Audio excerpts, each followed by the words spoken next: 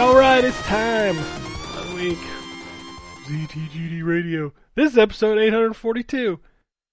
April 21st, 2025. We're recording this on Jesus' birthday. And my daughter's birthday. It's not his birthday, that's Christmas. Merry Crimbus. Merry Christmas, right? That is Christmas. This is his resurrection day, is what this is. So it's his second birthday. It's his second birthday. Yes. Man, I want two birthdays. I was going to say I want two birthdays. Man, that's awesome. And for some reason, we celebrate it with eggs and a rabbit.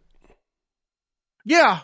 Well, That's if you watch the South Park episode, they explain. Yeah, I know. I know the history. A lot of Christian holidays happen to be a lot of paganism. Yeah. Facts. Like, they didn't have pine trees to celebrate Jesus. You don't know that. You weren't there. Geographically, they didn't have fucking pine trees. Like, what the fuck statement is that? You go find me the pine trees in the desert. Hey, water, wine. Like, that's all I'm saying. I built a time machine, and I saw it.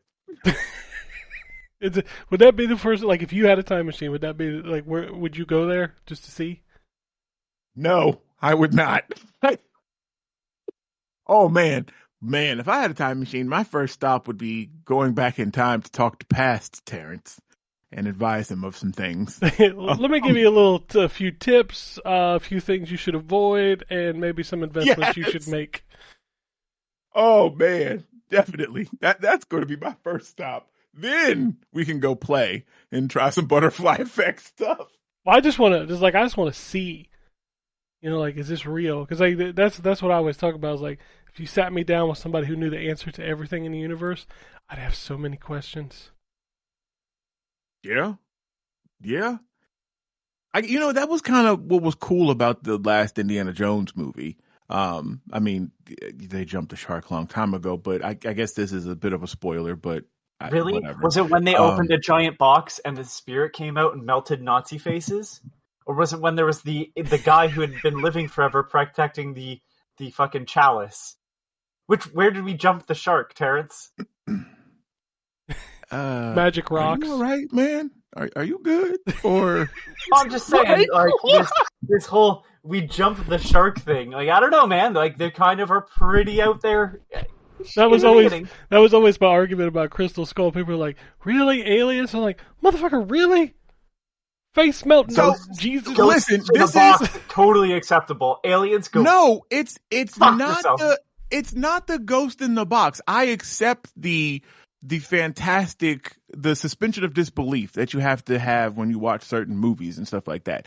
And I get that. It's just, to me, because with Indiana Jones, the Temple of Doom, the Last Crusade, even young Indiana Jones, the relics and stuff that they were going off of, it was stuff that was, I guess, since we were just talking about needing a time machine, but I could see it, quote unquote, real. Like, it had Crystal some historical. Skulls are real. That's fair. They are? Yeah. Yes. Where'd they come from? Where they exactly the point. That's the point of the movie. Like, where did they come from? I don't know. Apparently, Indiana Jones said it was aliens. So. I guess I'm not as much of a nerd as y'all, and I ain't that's not true. That's a false statement.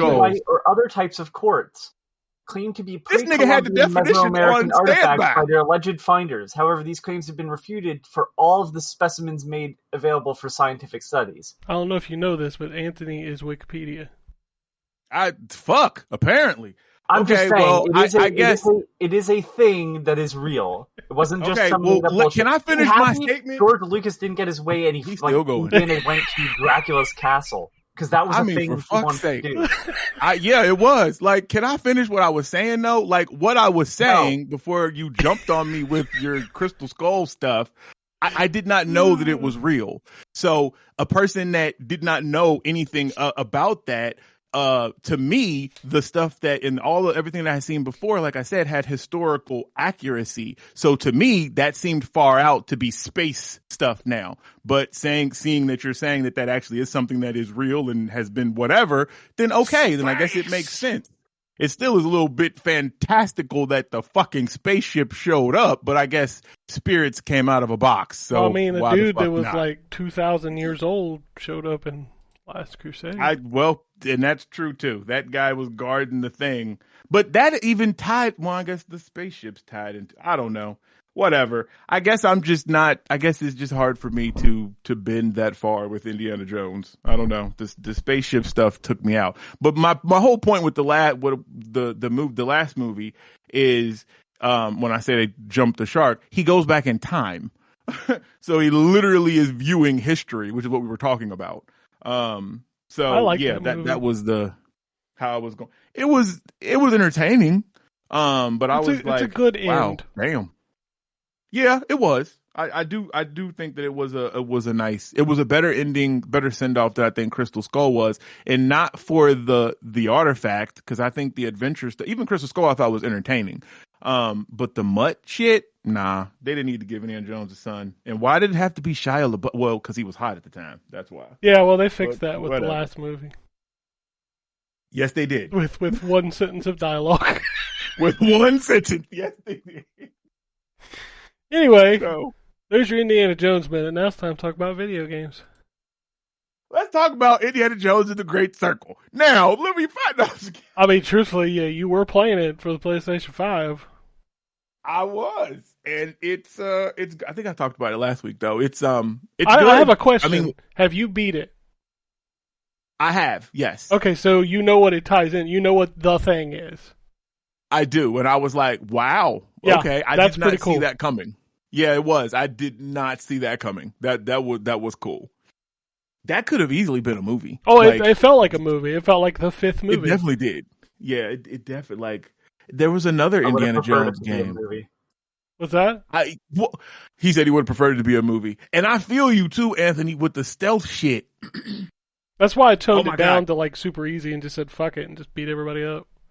That's what I ended up doing. Because the stealth stuff was so It's not fun. weird. Yeah, I don't it's even. not, it's not yeah. fun. So But no, the story and so good. Oh my God. So, but I'm like you. I like Indiana Jones. Like I said, I don't hate Crystal Skull. It just, I don't know. It was hard for me to bend because I'm like, that just seems so out of place because I'm a science fiction fan. And now it seems like you're blending my adventure fantasy with my science fiction. And I was like, what the fuck are we doing? But, I didn't know it was a real thing. So you put your chocolate I'm in my not peanut butter. How dare you? yeah, that type of stuff was that type of thing. But yeah. Well, I guess you can Okay, just. go ahead. I guess you can go on because we said we already kicked off Oh, with Indiana yeah. Jones. So what else? Okay. Is Well, the I'm PS5 playing- version like so much better than the Xbox version? So, and I talked about this in the review. It does. I mean, no. Yeah, 'Cause, it's okay. really not. It's the same fucking game. Yeah, it's the same game. I saw some pictures. I think somebody put up of like the PS4, the PS5 Pro version. It's a little crisper. Yeah. Yep, that is what I got. But I mean, it was essentially the same. It was the same game. What really shines about it is the shit that they do with the controller. And I don't like the PlayStation 5 controller for first person anything. It's just, I don't know why their stuff just feels really loose to me. But all of the little added effects, like with the haptics and like when you're like sliding down the oh God, I can't even think of what that word is called. Oh my God. My mind just went You blank. talking about the He's zip like, lines? right, the zip line. Thank you, Jesus Christ. I was trying to Yes, figure out what you were talking about. Totally, I was about to describe it, but yeah, when you're going down the zip lines, like the haptics, like and the speaker that's on there, you get like the wind effects and like you feel like the rumble of like you would with his whip across the rope as you're riding down. Like that shit is super cool. Like I think their controller is just packed to the hilt with tech for some super some neat stuff like that. What I did not try is the trigger like tension. Oh, 'cause I hate hate that. the trigger I tension. absolutely hate the tension. Yeah, I hate that. So I don't know what all they did with that. But that was really the high point with the PS5 version is the extra shit that the controller brings to the table. Which I kind of want Xbox to put some of that tech in their new controller. I think they will. I think their new controller, like we've seen the patents from it, from all the leaked court documents. I think they're going to do something similar. Because I'm Nintendo cool does with it, that. PlayStation does it, Xbox is probably going to do it now. Yeah, I mean, they all copy each other at the end of the day. Yeah. So it's fine. But yeah, so I'm playing for a review Drug Dealer Simulator, which it's that is a drug dealer. It's just it's fucking so. So what? So is it like? Is it like a business simulator kind of thing, like where you got like a lot of spreadsheets and people you hire and shit? Well, okay, so you can do all of that later, but there's not like spreadsheets and shit. Like you literally start off this game, a dude with a cell phone, you got to connect with the cartels who, front you some weed and some Amphetamines? amphetamines, yes.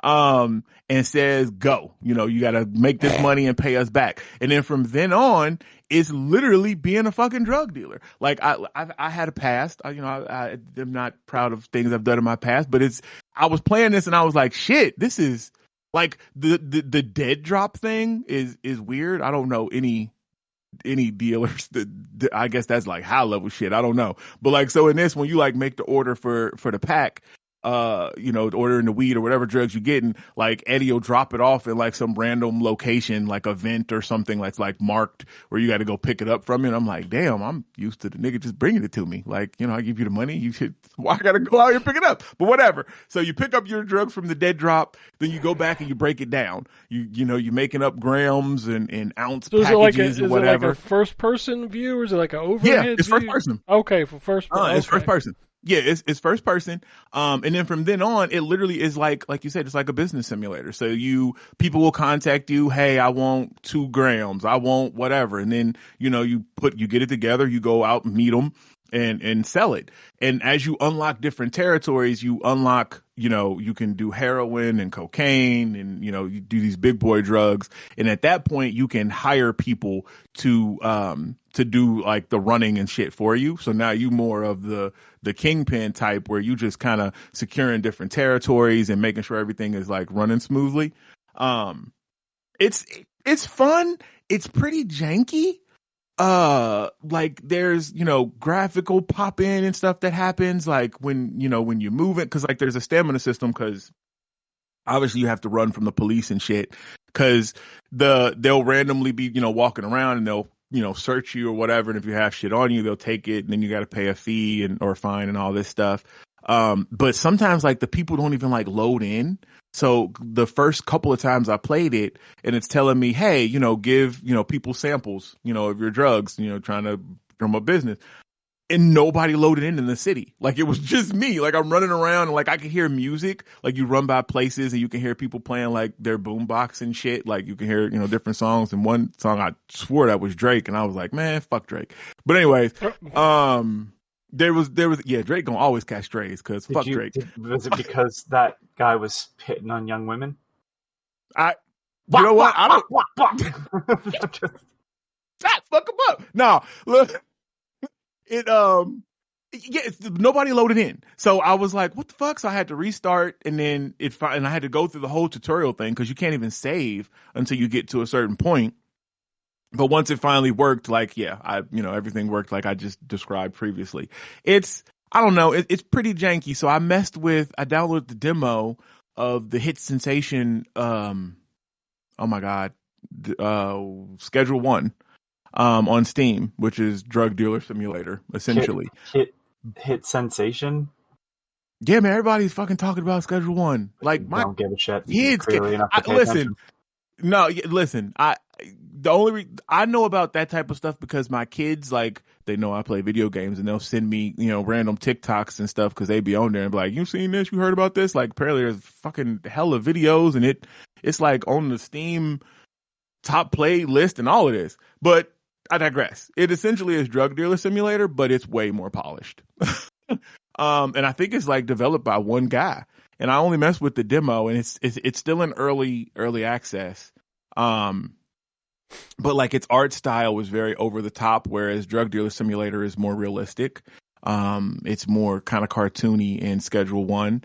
There's combat. Like, you can beat up people, like you can steal back the money pickpocket them after you completed a deal with them and stuff like that. It just has a lot more stuff that I think Drug Dealer Simulator doesn't have. That lends so you can be a itself bigger to, piece of shit. essentially, yes, you can fully embrace being a bigger piece of shit. Yeah, I guess.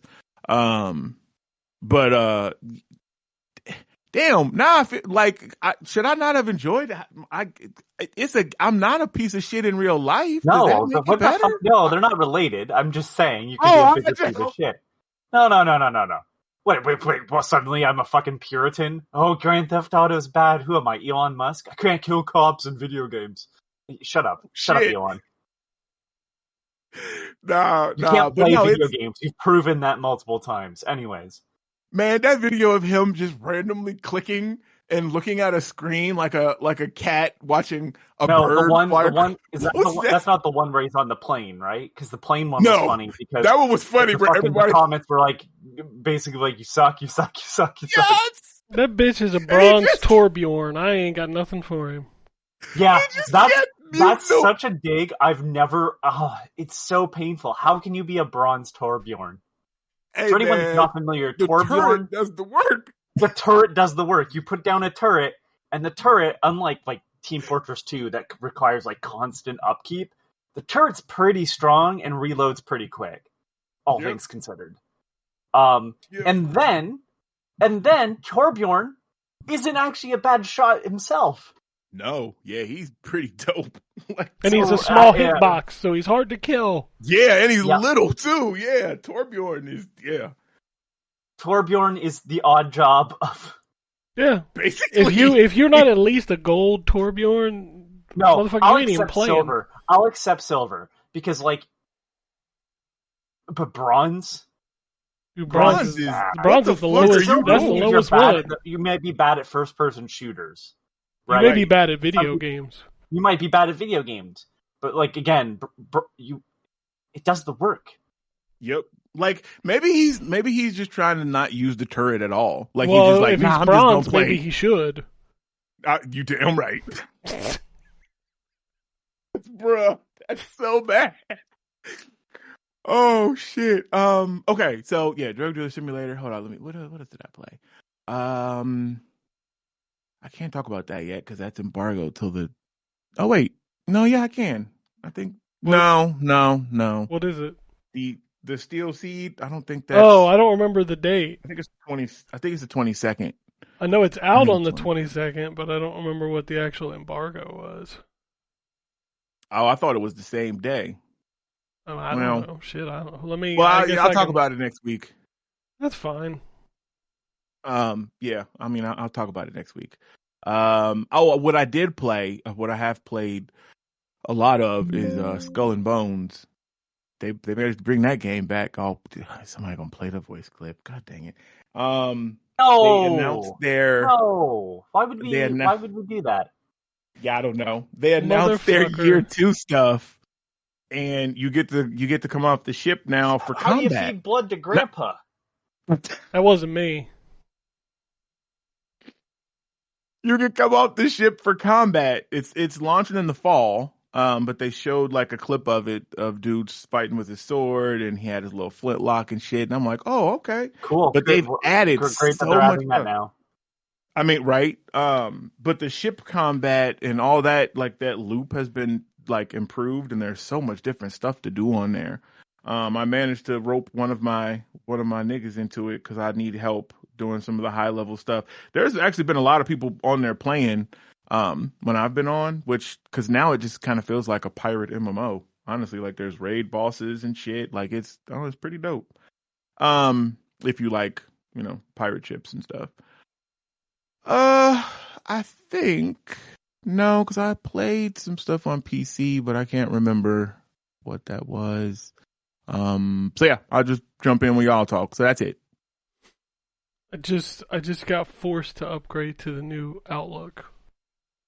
And I'm so mad. It would not even let me load Classic. I thought they had already forced. I did mine, like I upgraded it a while ago, but I thought they already had forced everybody to do it. I'd been clicking the X button every time it came up, and now whenever I click classic, it just loads the new fucking. Oh my! That's gonna ruin my week. I use Outlook so much. It's not that different, though. Really? Ugh. Like, you feel like it's that different? Or just you don't like the look? I hated it. I hated it. Disrupts flow. I'm a creature of habit. Yeah, Amanda's like that. Like, the littlest stuff, and she gets... I completely understand, sir, because she's exactly like that. Fuck out of here, Mike. Fuck you. Now I'm mad. I'm switching to PlayStation. Yep. Your Outlook? Yeah, that seems about right. Thanks, Phil. All right, Fuck Anthony. you, Phil. What you got? I'm still playing Blueprints. That game is fucking gigantic. Every time I fucking open up something, it's like, I think I'm getting closer. And then it's like, there's more. And I'm like... I think this is going to be another one like Balatro where it's not for me. I need to play it. I've played it a couple times today, and like I don't like the navigation on a controller of like the objects and stuff. I mean, it makes sense in your brain, but I don't know. Not for me. I tried it twice. See, I think I only loaded into it once. It doesn't have any combat, right? Like, it's just you kind of building these rooms and trying. It's not even really about it's about building. Get it? Blueprints. Yeah, like blueprints. Yeah, like a building, like you're building a house. I hate it here. Yes, the character's main name is William Ding. Goes by Bill. Building. No. Get it? No. Get it? Yeah. No. I. It's funny. I've read some people say like they get the same feeling from this game that they got from The Witness, and I can't deny them that feeling, but at the same time, at every point, I feel like the creator is played The Witness. Don't play The Witness. Don't play it. Okay. It's one of those puzzle games where like the creator thinks he's smarter than you, and when you can't figure out a puzzle, it's almost like he's mocking you from above. When it's like this puzzle's not really that clever. The key thing. There are some, but the key thing is that and this has always been my statement. It's easier to make it's kind of like, I'm going to use a real life example. It's kind of like how some people will see that like that we haven't been able to crack the Zodiac's last message. He was a genius. Incorrect. It is extremely easy to make a code that is, hard to decipher. You only have to obfuscate like language to some extent. So, if it's easy, like I can figure out what symbol means what letter or whatever. If some people will find that very hard, but there's also like the concept of a cipher is that it has to be able to be coded and decoded, right? It's easy to code something. It's easy to obfuscate what the solution is. It's hard to make it clear to the player or the other party what you are desiring from them. And this is the problem with The Witness, is that at times it makes sense. And at others, it's too obfuscated and it's like, well, you should be able to get it. No, that's not how that works. And so with what's brilliant about Blueprints is the way that the creator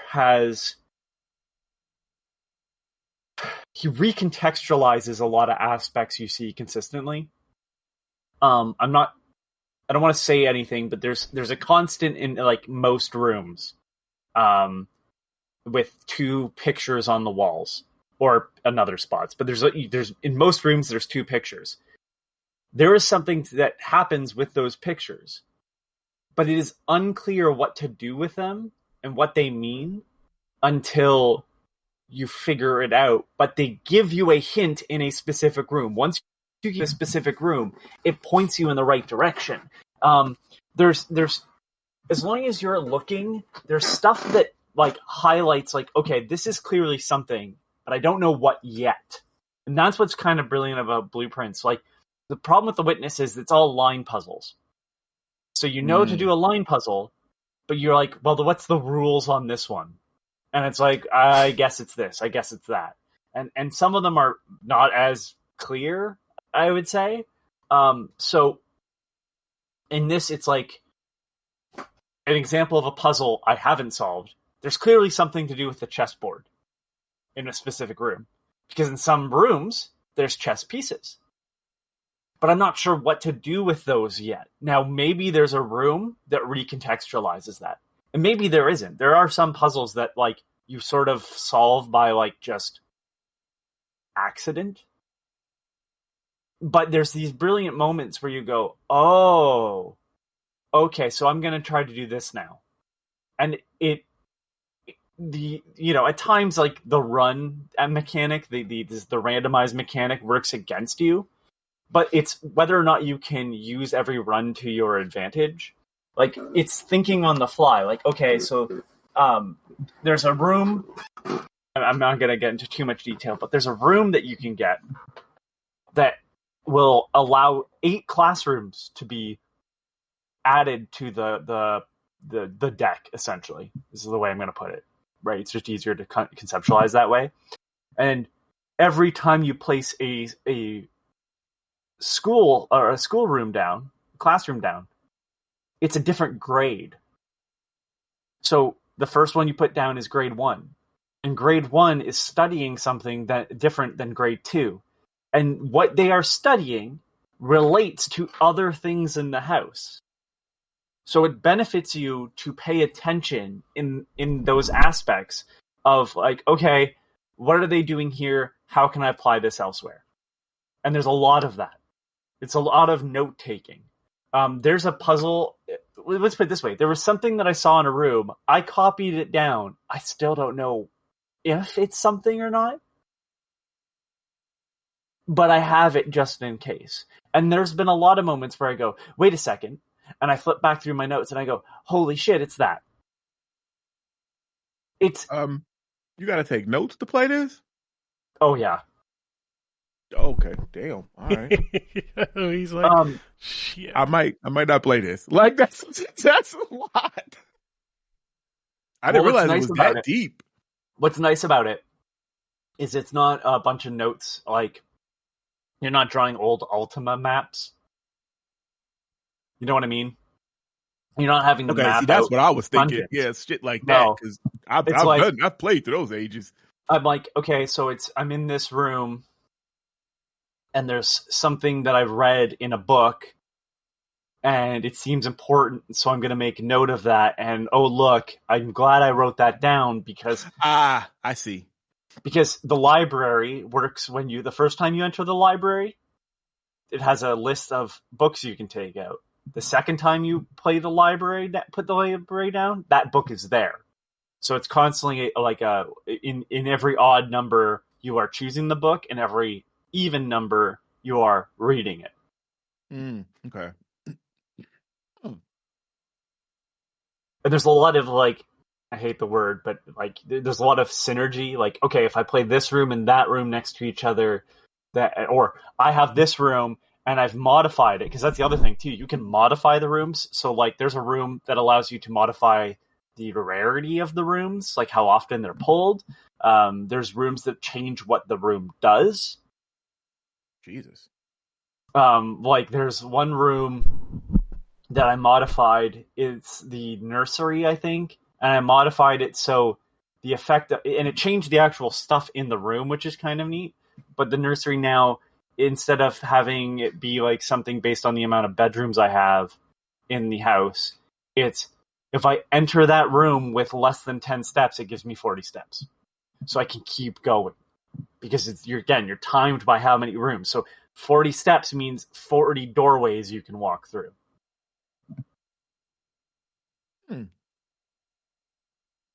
It's a lot of.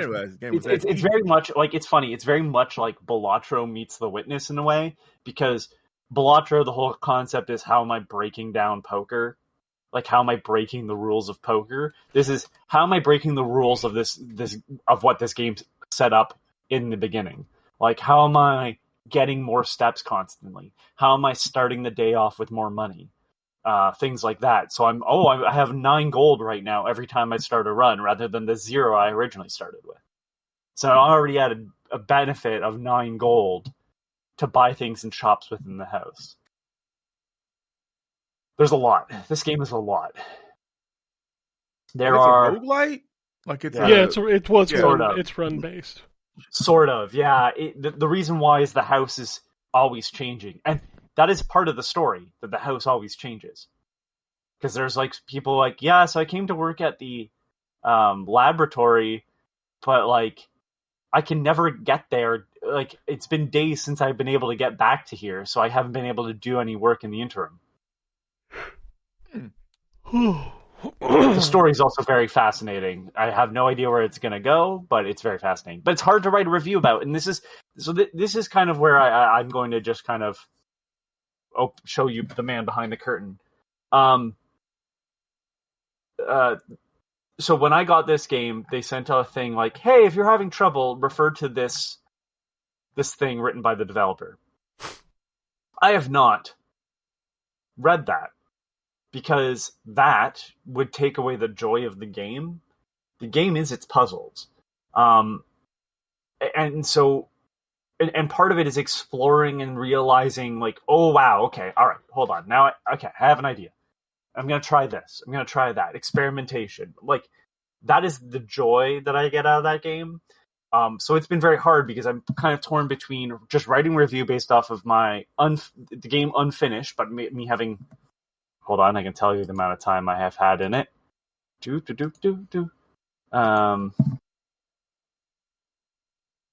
just loading up Steam. Give me a second here. It's 33 hours. So, in 33 hours, I haven't finished the game. Now, I could just open up the little, hey, here's how you do stuff. But I'm like, I don't know how much they give away in that. So I kind of refuse to open it. I've seen people with like 120 hours in this game. Yeah. Jesus! And I'm just like, you know what? And they still haven't finished it? No, I'd assume finishing it is the whole point. Yeah, so the whole goal starts off with getting to room 46. Very quickly you realize that's going to be a harder thing to do than you would expect. Yeah, that's the whole goal. Once you get there, there's like, I guess there's nothing else to do. And then there's what's really one of the coolest elements. They have like, what's the name of the fortune teller in Big? Zoltar? Yeah. Yeah. So, they have their own version of Zoltar, and he actually shows you the future, but they're in it's done in such an interesting way. It's really neat, and you only get to see him in one specific room, and he will only give you one video per day, but it kicks ass. And that's it. I mean, like, really, that game takes a lot of my time, and then just this week has been all over. So nothing new for me. Yeah, I've had a crazy week too, as we talked about on our other show. It's been a crazy week. Yes, which I'm editing currently. So nice. Oh, all right. What did you play, Ken? Because you played all the shit. First of all, I want to start off by saying that, like, I remember, and Anthony's probably excluded from this because he doesn't care much about this kind of stuff. But like, I remember back when they first showed South of Midnight, and everybody's like, I can't wait to play that. Bitches, that game been out for 2 weeks now, and ain't nobody fucking touched it. Yes, you're absolutely right. And it's so funny because I was just looking at my Xbox stuff, and why did I hover over South of Midnight? And I was like, I should probably uninstall this because I was like, going to play. Oh my god! I did not uninstall it. I left it on here because I do want to play it. It's just other stuff. I mean, you know how that is. Motherfucker, you playing Skull and Bones, but not South of Midnight. Makes me lose just a shred of respect for you. I'm not gonna lie. It's fine. It's okay. It's all right. I'm cool with it. I am going to play South of Midnight because I am interested in South of Midnight. When Not so you much actually combat. getting like wood and stuff. Yeah, there it like is. you can come There it off is. the ship. Yep. Now you can come off the ship and fight. But no, I did actually go in there and I turned off the combat stuff because to your suggestion, because I just kind of that's not even like that's not even why I play that game. Absolutely not. Yeah, so I did go that far, but I am going to go in there and knock it out because I do want to. I did like the vibe and the music and shit, but yeah. All right. Well, I'll run through these indie games real quick first before I get to the 2 embargoes that I have. I played this game called Mandragora, and I think I only played it because I like that word. It reminds me of Castlevania 64. We had to collect the nitro and the Mandragora to make the wall explode. Yeah, it's just a plant, but continue. Listen, Wikipedia. Anyway, It's Mandrake. It's Mandrake group. Come on now. Go on. I don't care. I just said I like the word. Like Mandrake. Like Mandrake's pedophile. Continue. The full name of the game is Mandragora Whispers of the Witch Tree. And it's a side-scrolling Souls-like, so there you go. I actually was going to request to review that. What actually turned me off, because I played the demo, the world and shit is super interesting, but the combat is not fun. It's not great. Like Yeah. It feels, just to give you a perfect example, and it like shows you in the intro, like when it tells you to break those jars, you have to be standing in a very specific spot to hit them. Yep. And it's like, okay, you're already telling me that this combat is not going to be fun. So yeah, we're good. It is not, because I finished the demo because I didn't finish it, but I got to the part where you actually are fighting enemies and stuff, and I was like, oh no, that even happens. You got to be in a specific spot. Like I guess it's trying to be Super Souls like, but it's limited because it's 2D. I don't know. Blasphemous did a good job, so I don't know what their problem is, but whatever. Yeah, I played this for like 15 minutes. I was like, yeah, it's not great. I played a Mario Kart clone called Hot Rod Mayhem. The only like noteworthy thing about this is that the announcer is way happy that you're playing this game. He is very eccentric and loud and like screaming constantly. It's interesting, but like, why would you play this when you have Mario Kart or Sonic and All Stars Racing? Like, it's I played a game called Crime Scene Cleaner. I saw that on Game Pass. It's good. It's something. Like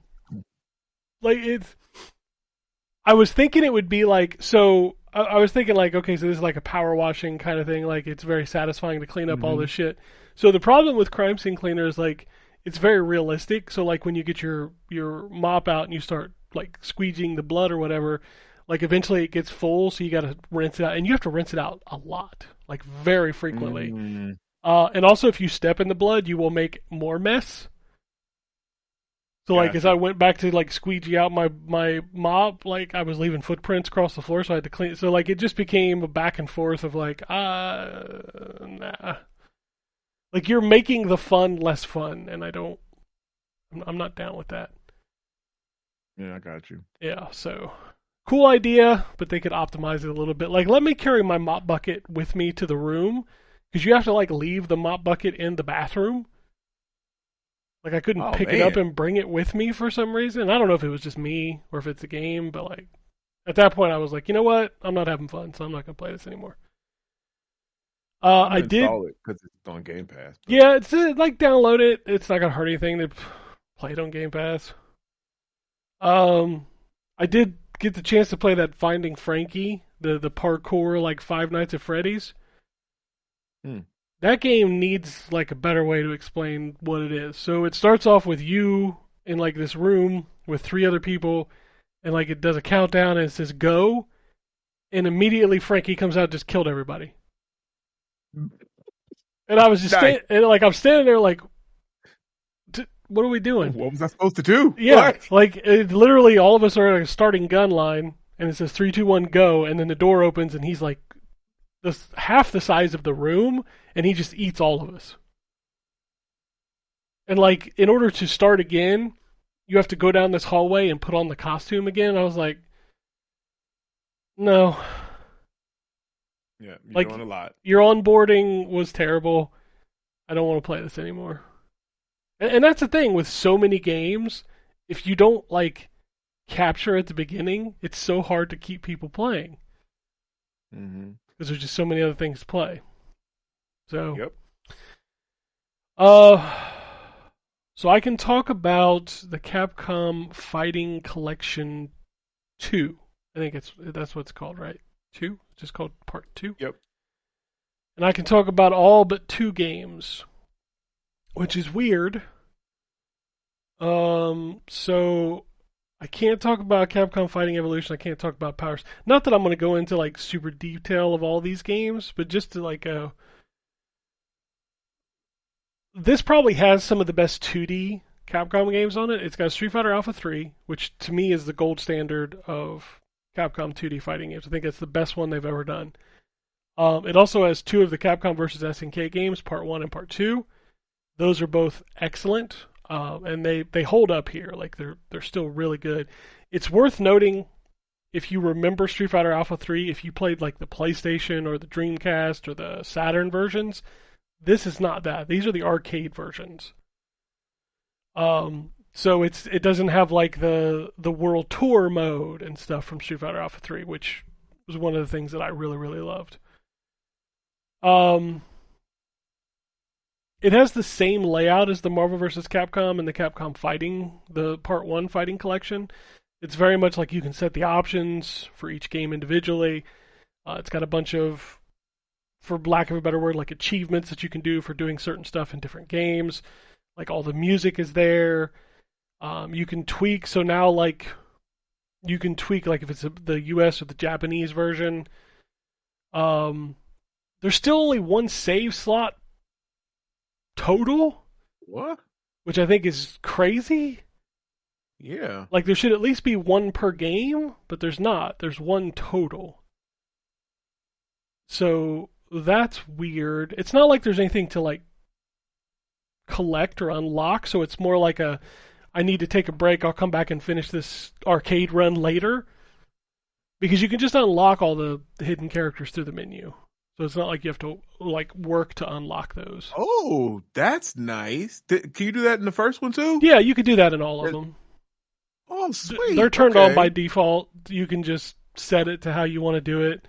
And they just patched the Marvel vs. Capcom collection where you can change the versions. So like if you're that deep into like, oh, I preferred this patch or this patch, you know, the different arcade iterations, you can change those now. Which is cool, but I don't know enough about the differences to care.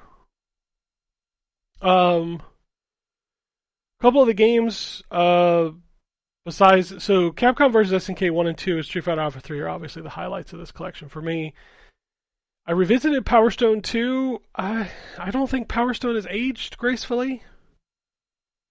Like I don't think it's I just don't think it's very fun anymore. Plasma Sword is fucking hard, but I still enjoy that game. And then Project Justice, it's fine.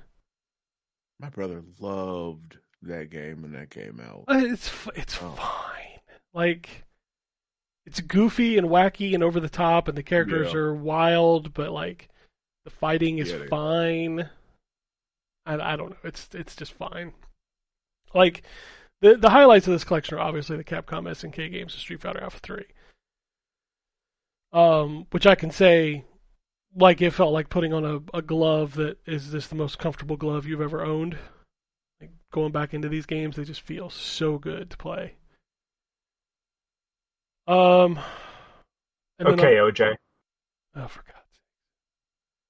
God's sake. And the other game I've been playing, so what happened is we got a code for Fatal Fury City of the Wolves.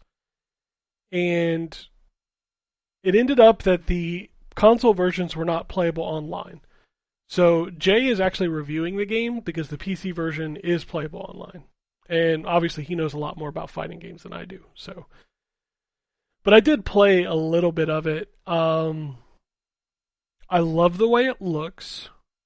The presentation reminds me of Cowboy Bebop, which is crazy if you think about it.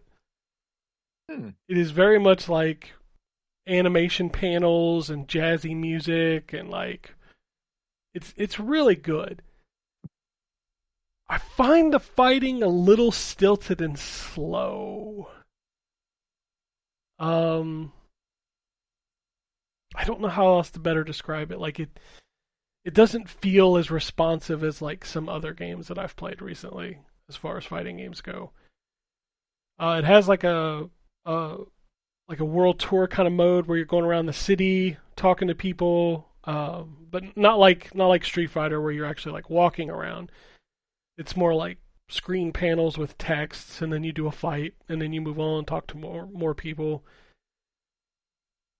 It's impossible to follow up something like Goro, Mark of the Wolves, and not compare it to that, because that is considered one of the best fighting games SNK ever made. And I don't think this one lives up to that. Also, why is there a soccer player and in like an anime interpretation of Maximilian in this game? There's Maximilian dudes in this? It's a character based on him. It's not his name's not Maximilian, but it is totally Maximilian. What's the name of the character? Oh my god, what is his name? I gotta pull this up. What's this game called again? Fatal Fury City of the Wolves. City of the Wolves. Okay, hold on. So Fatal Fury City of the Wolves characters. Of course, I was fucking muted. They lost me with Ronaldo or whoever the fuck. Yeah, that the is. soccer Like, player. what the fuck? Yeah, the soccer Why is player. the soccer dude in the fighting game? And he even uses a fucking soccer ball. Of course he does. What the heck? Like, oh my god, I gotta find this guy that's based on Maximilian. His name is Salvatore Ganacci. That is a DJ. He looks just like Maximilian. Hold on. Let me show you a picture of the guy. Okay. I don't know if the That's DJ even is worse. worse. Right. No. DJ. Let me explain to you. This guy's hilarious. It is a joke to him as well. Okay. He is not taking it seriously.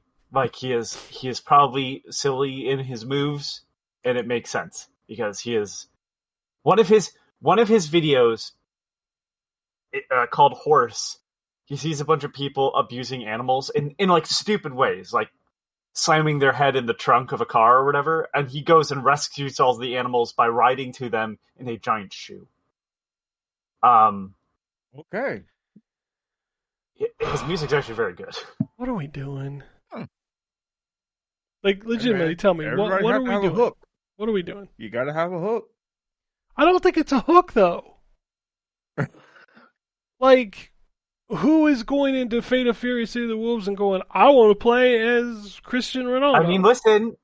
Well, I mean, that one's weird, but I mean, Salvatore Ganacci would be dumb, and I'd be like, yeah, okay, fuck it, let's see. Like, I get the Mortal Kombat characters. Like, I don't prefer them, but I get them. Like, they're horror icons, right? Like, it makes sense in a game about killing people. Don't forget, they had a DJ in that be an alternate costume for A costume, Sub-Zero. not a character. But he did voice his own character. It's a costume. It is not a full-fledged character with a move set. It's not a tumor either. So So we're clear. That's true. That is very true. But like, not only did you use one, but you used two characters. I guess What's really funny is Ronaldo. You can't switch the colors of. Because this is like team colors or something. I have no idea. It's just not there. Like, I understand their next guest character. Their next guest character is Chun-Li. That makes sense to me. Like, crossover between SNK and Capcom. Okay, I get it. Why is there a soccer dude in here? Bro. I don't really get it either. This Really I was excited for this game. I don't think anybody's going to buy this game. Does it play well? It plays well. I said it plays fine, but it feels stiff. It feels like okay. Yeah, I don't know what it is about it, and maybe it's just like a fighting game that I don't gel with. Like some people don't gel with Mortal Kombat style, or some people don't gel with Marvel Capcom. Like I just don't gel with this. It doesn't feel like an SNK. Like I don't know. It doesn't feel great. So I don't know. I love the way it looks. I think the presentation and the visuals, I think they're outstanding. I love the music. The characters are like goofy, which is cool because Fatal Fury characters have always been goofy. Man, I don't know. I am not feeling this game nearly as much as I wanted to. That makes me sad. And I think that's it. I've been trying to go back and play Mario Sunshine. Just here and there. And like, I forget that game doesn't tell you a fucking thing. Like I spent like an hour last night trying to figure out how to get to this specific like mission. It even shows you on the map where it is, but I couldn't get there.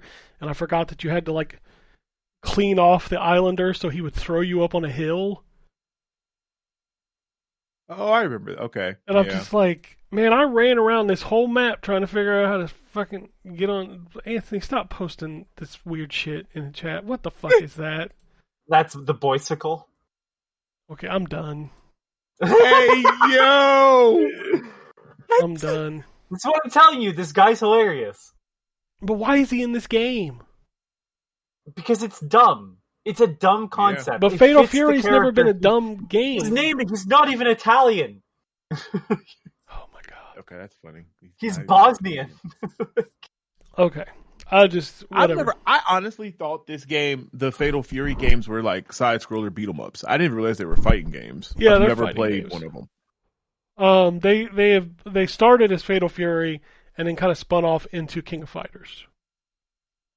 A lot of the characters from Fatal Fury are in King of Fighters and vice versa, kind of deal. Yeah, so there's that. I am not playing Clair Obscura 33 because whatever. I'm gonna check it out. It's on Game Pass. But, I am too. Probably not gonna review that game because like, who cares? Like the 2 weeks it takes to play through it for a review for a game that's on Game Pass. Like there will be tons of opinions from people actually playing it. So it's just. I'll be curious to see if there are reviews because it's always interesting to me. Again, inside baseball, of like who gets the codes, who doesn't get the code. Because like if you look online, like we don't have a Forza code for PlayStation, and it's mostly because I didn't ask for one. Like we're not on the list for when Xbox games come to PlayStation unless they're Bethesda. Bethesda always sends us their games. But like first-party Xbox on PlayStation, we don't normally get those because we've already reviewed them on the Xbox. But like I see them giving out Forza codes to like Twitter users with like 500 followers. And I'm just like, imagine. Like everybody's gonna get Forza, and like everybody's all excited. I'm like, y'all motherfuckers! Like this game is like 4 years old, and you've never played it. Nope. Like. Okay. I don't know why you're so excited for it now when you could have spent $200 over the last, or fuck, if you got a PC that's halfway decent, you could have played it there. Yeah. I've seen people with Xboxes who are like, oh my god, I'm so excited to play this on PS5. Why? It's the same game. Like, I will play Final Fantasy when it comes to Xbox. I will not be like, oh my god, I can't wait to play this. It's just, I don't know, man. Console loyalty is weird to me. Me too. Like, I don't understand it because I'm gonna go where the fun game is. I'm gonna go where the game is. Like, people were like, I'm not gonna play Silent Hill because it's gonna come to Xbox. Fuck that, I'm gonna play it. Like, why would I wait? But I understand if you don't have the console, okay? Like, right. If you can't, that's totally understandable. that's a different thing. Like if you don't own it, okay, cool. But if you own the console and you're excited to play said game, why wait to fucking play it? Yep. There's no way in hell I was waiting to play Final Fantasy VII Remake. Which ended up being a good thing, because here we are 5 years later. We still getting the rumors it's coming to Xbox someday.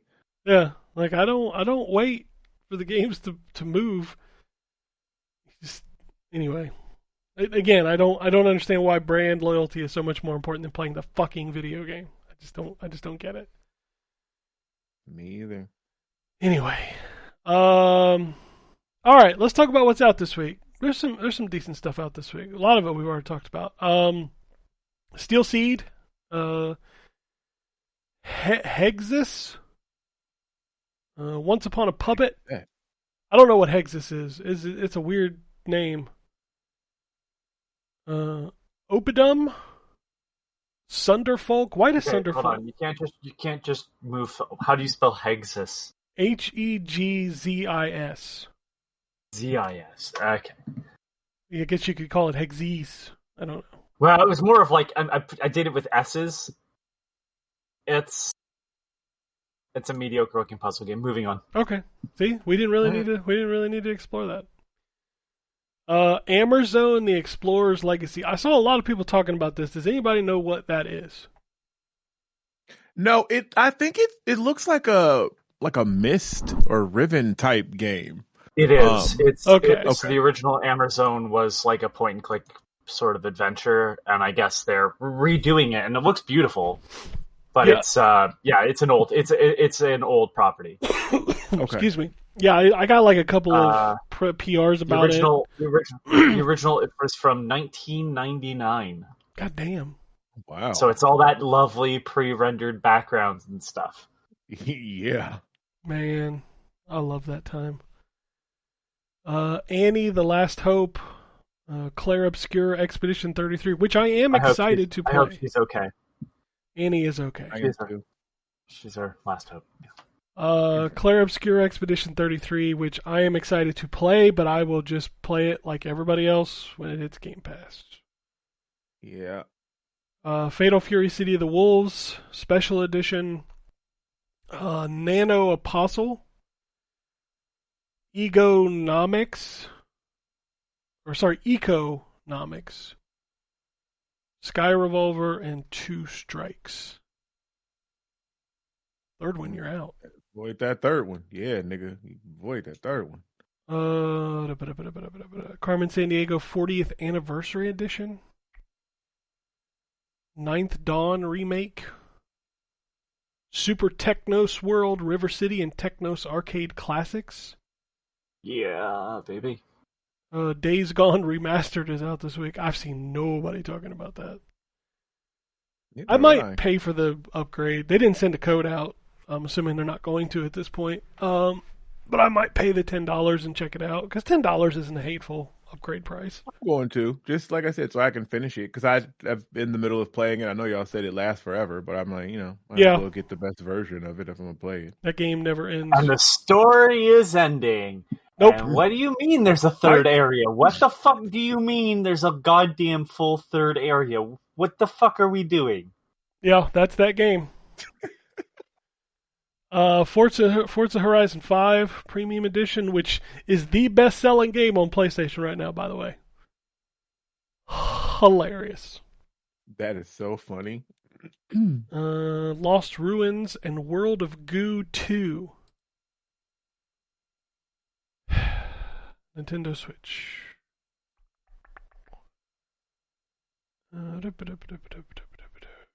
Pool with me? Okay, I don't think I will. Oh. Jalico Famicom version Magic John and Totally Rad. Alrighty. I'm just looking for funny names. Hey, look, there's another hentai puzzle game. This time it's Volleyball Girls. There's a game called Dreamy Syrup. Like, what? Dreamy Syrup? Dreamy Syrup. Oh, we got another anime I'll look it doctor. up. Another anime doctor. We got medical lab science anime doctor love in public hospital and medical lab science anime nurse love in public hospital. Why is title so long? I don't Jesus know. Christ. There's a longer title on here. This one is called, see if I can do this one. Love Live Nijigasaki High School Idol Club Tokimemi Roadmap to Future. Bruh. I really, really, really had to be careful saying the second word. Like, look at that Yeah. title. Yeah. Gotta be careful with that third word there. Nijigasaki? Yeah, that's whew. Oh, man. I'm like, what'd he say? Run Yeah, that back. like roll that back. Roll that clip back. What do you say? What I need to know is this is not related. Yeah, this isn't related to. Tokimeki must mean something in Japanese. I thought it was like a name, like an actual name. Are you sure you're not thinking of Tokimemi? Or is it? No, it's Tokimeki Memorial. Is the I thought it was Tokimemi Memorial. I don't know. Maybe I'm crazy. Nope. You're Wikipedia, so I trust you. Yeah, right. I don't know none of it. Oh shit. okay? So Tokimeki means heartbeat Okay. or excitement or thrill. You know, it's a very similar concept. All in line with the visual novel hentai games. Yeah, which is funny because Tokimeki Memorial is not that. I'm now trying to see, does this doesn't have an adult listing on it. It actually looks like it's trying to be Tokimeki Memorial, surprisingly. Man, the Switch is a weird place. I'm looking at the Steam page, so.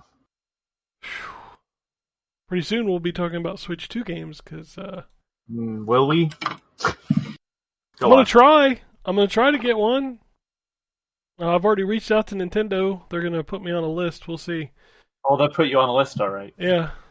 So hopefully I'll get one there, but I'm also going to try to pre-order one this week, which I can just roll that right into news. Nintendo Switch pre-orders are going live on the 24th, and it's weird because like some of them are going live at midnight, which is crazy for an online pre-order. Target, Best Buy, Walmart, and GameStop, I think, have pre-orders. Amazon is not going to do a pre-order, which is crazy. Why? I think Nintendo and Amazon have like a bad relationship. Oh. So, yeah, I'm gonna try to get one. I know nobody on this particular episode is trying to get one. I think Wombat's gonna try to get one. Yeah. But yeah. But Yeah, no. sorry, I'm not made of money. I have other hobbies I will focus on instead. I'm not judging you. I was just saying. Yeah. They also said they're not changing the price, that's good news, I think. Because it definitely could have been more. Facts. Well, but our world leader changes shit with the wind blows, so that's what it is today. I mean, he might wake up tomorrow and jack up some tariff something, and then they will have to change the price. Like I don't know, everything just feels so uncertain, man. Like, well, I think Nintendo got around it because they moved a bunch of the production to Vietnam or whatever.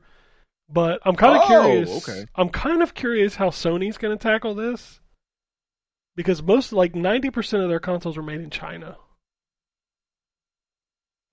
So does that mean the Pro's going up to $1,000? Oh God. Yeah. Let's talk about those game prices. Come on now. Well, we've talked about the game prices. Those didn't change, but the accessories did. It's over $100. We talked about it in our chat. No, we talked about the game prices confirmed. last week. That was not confirmed yet. Yeah, we did. Yeah, they did. Donkey Kong's always been 70 and Mario Kart's always been 80. We've talked about this. Okay. Like, they're way too expensive. I'm just going to say that. Like, if you could tell me Mario Kart World is worth $80, you are sucking on a Nintendo teat. I'm just saying. I mean, it's fucking insane. How much is it in Canada dollars? Like over 100 for it's 109 for Mario, right? Yep. Yeah. God. Not happening. Yeah, nobody's paying $110 for fucking Mario Kart. Like, you'll buy the bundle because it's only $50 if you buy it in the bundle. Yeah, but that bundle is limited. Did you see that? Yeah, of course it is. I didn't peep that. I was like, "Oh, y'all foul. That's so fucked up." Yeah, of course it's limited because they don't want to give you the Mario Kart for $50. They know you're going to buy it for 100. Man, an interesting thing that happened was Nintendo changed the wording on the website to remove the mention of VRR. Oh, I didn't read that. Mm-hmm. It no longer states that the Switch 2 supports VRR. Oh, shoot. Yeah. All right, let's talk about Nintendo. This could be a very interesting week, is all I'm saying. This might be the most interesting week in video games in a while. And the funny part of it all is, it has nothing to do with PlayStation first party, which is crazy. So we got Forza coming to PlayStation, which is already a wild thing that's happening this week. We got Switch pre-orders going live. We also may get a remaster of The Elder Scrolls Oblivion. Oh, I forgot about that. Yeah. Like, that's supposed to happen on, like, Wednesday? It's just going to show up? Like, yeah, there's screenshots of it out there. There's advertisements of it out there. Like, Xbox support was replying saying it'll be released on the 23rd. Like, that shit's probably happening this week. And if you think about it, that's kind of crazy. Definitely crazy. Like, we could be playing that game this week. I bet the developers of Clear Obscure 33 are like, you motherfuckers. Because, yeah, I'm sure it's going to be on Game Pass. Yep, both of them are.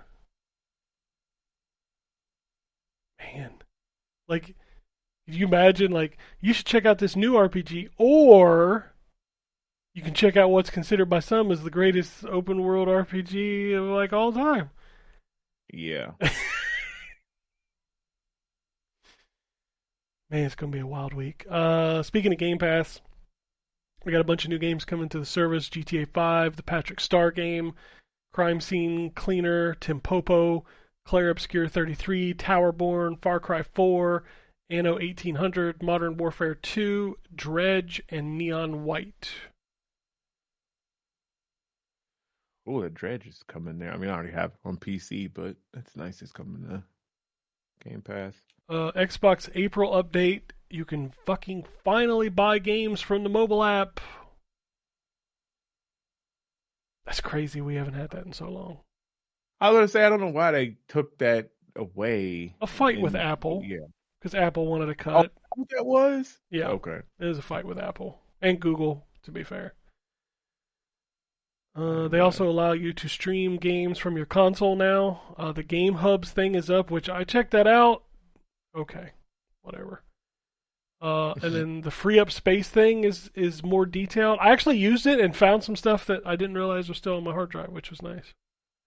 That actually, yeah, I did that too. And I was like, oh, wow. So yeah, that does work. It wouldn't be a week without Microsoft announcing a new controller. They did announce a new Doom the Dark Ages Elite Series 2 controller and a console wrap. The controller looks cool. The console wrap I could do without. Controller looks cool until it breaks. Ass. Well, yeah. Yeah. Fucking, I can't believe Microsoft's still selling those things. Everybody I know has the broken one. Yep. I don't know anybody that has like had success. Like they still have the same one that they bought and it still works great. Like I don't know anybody that is they need to stop that controller. Like it's fucking ridiculous. Like I gave up at 5 at some of the exchanges I did and I was like, okay, it's still around here somewhere. I think I have 2 Elite controllers and they both have had different problems.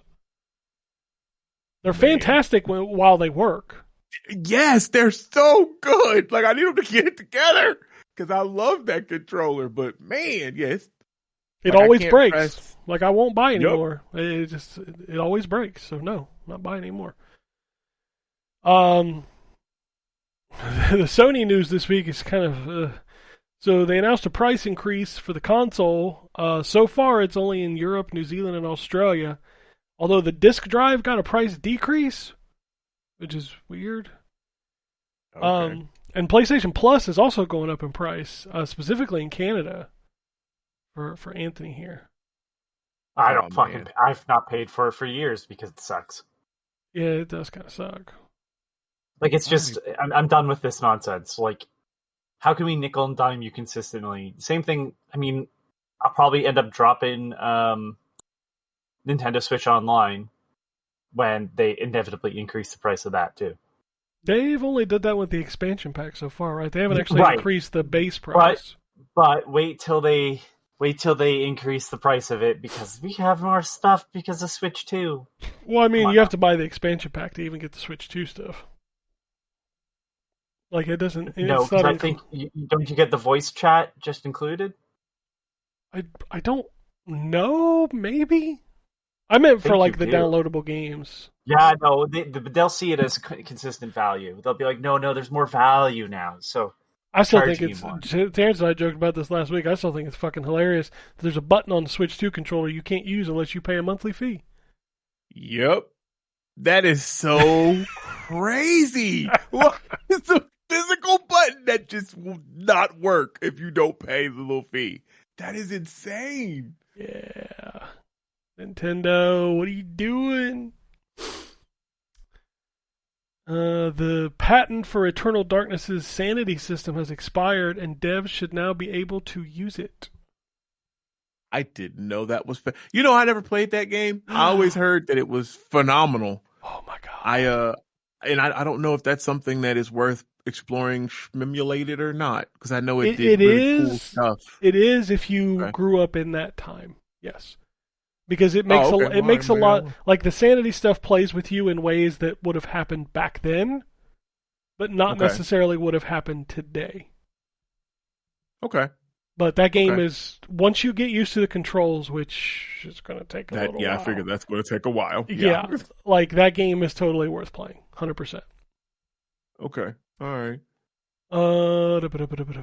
There's a Division 2 Battle for Brooklyn showcase set for April 23rd. I have no idea. Yeah, they're I guess I don't know if reinvesting or what, but yeah, it's getting like a new expansion. Like they're adding on to the New York part, because the last expansion already took you back to New York where the first game was, but they're adding like a new expansion now. I used to love the Division. That game was so fun. Same. Marvel Swimsuit Special returns after 30 years, and the skins are coming to Marvel Rivals and are going to make a whole lot of money. Oh my God, they're going to make a whole lot of money. Oh God. Oh my God. Listen, do you think there'll be tariffs on the bikinis? They're coming from China. There probably will be. Look, man, the Gooners at Marvel Rivals, y'all need to calm down. All right, this is public service now. Y'all need to calm down. I'm playing as Emma Frost, trying to do my challenges.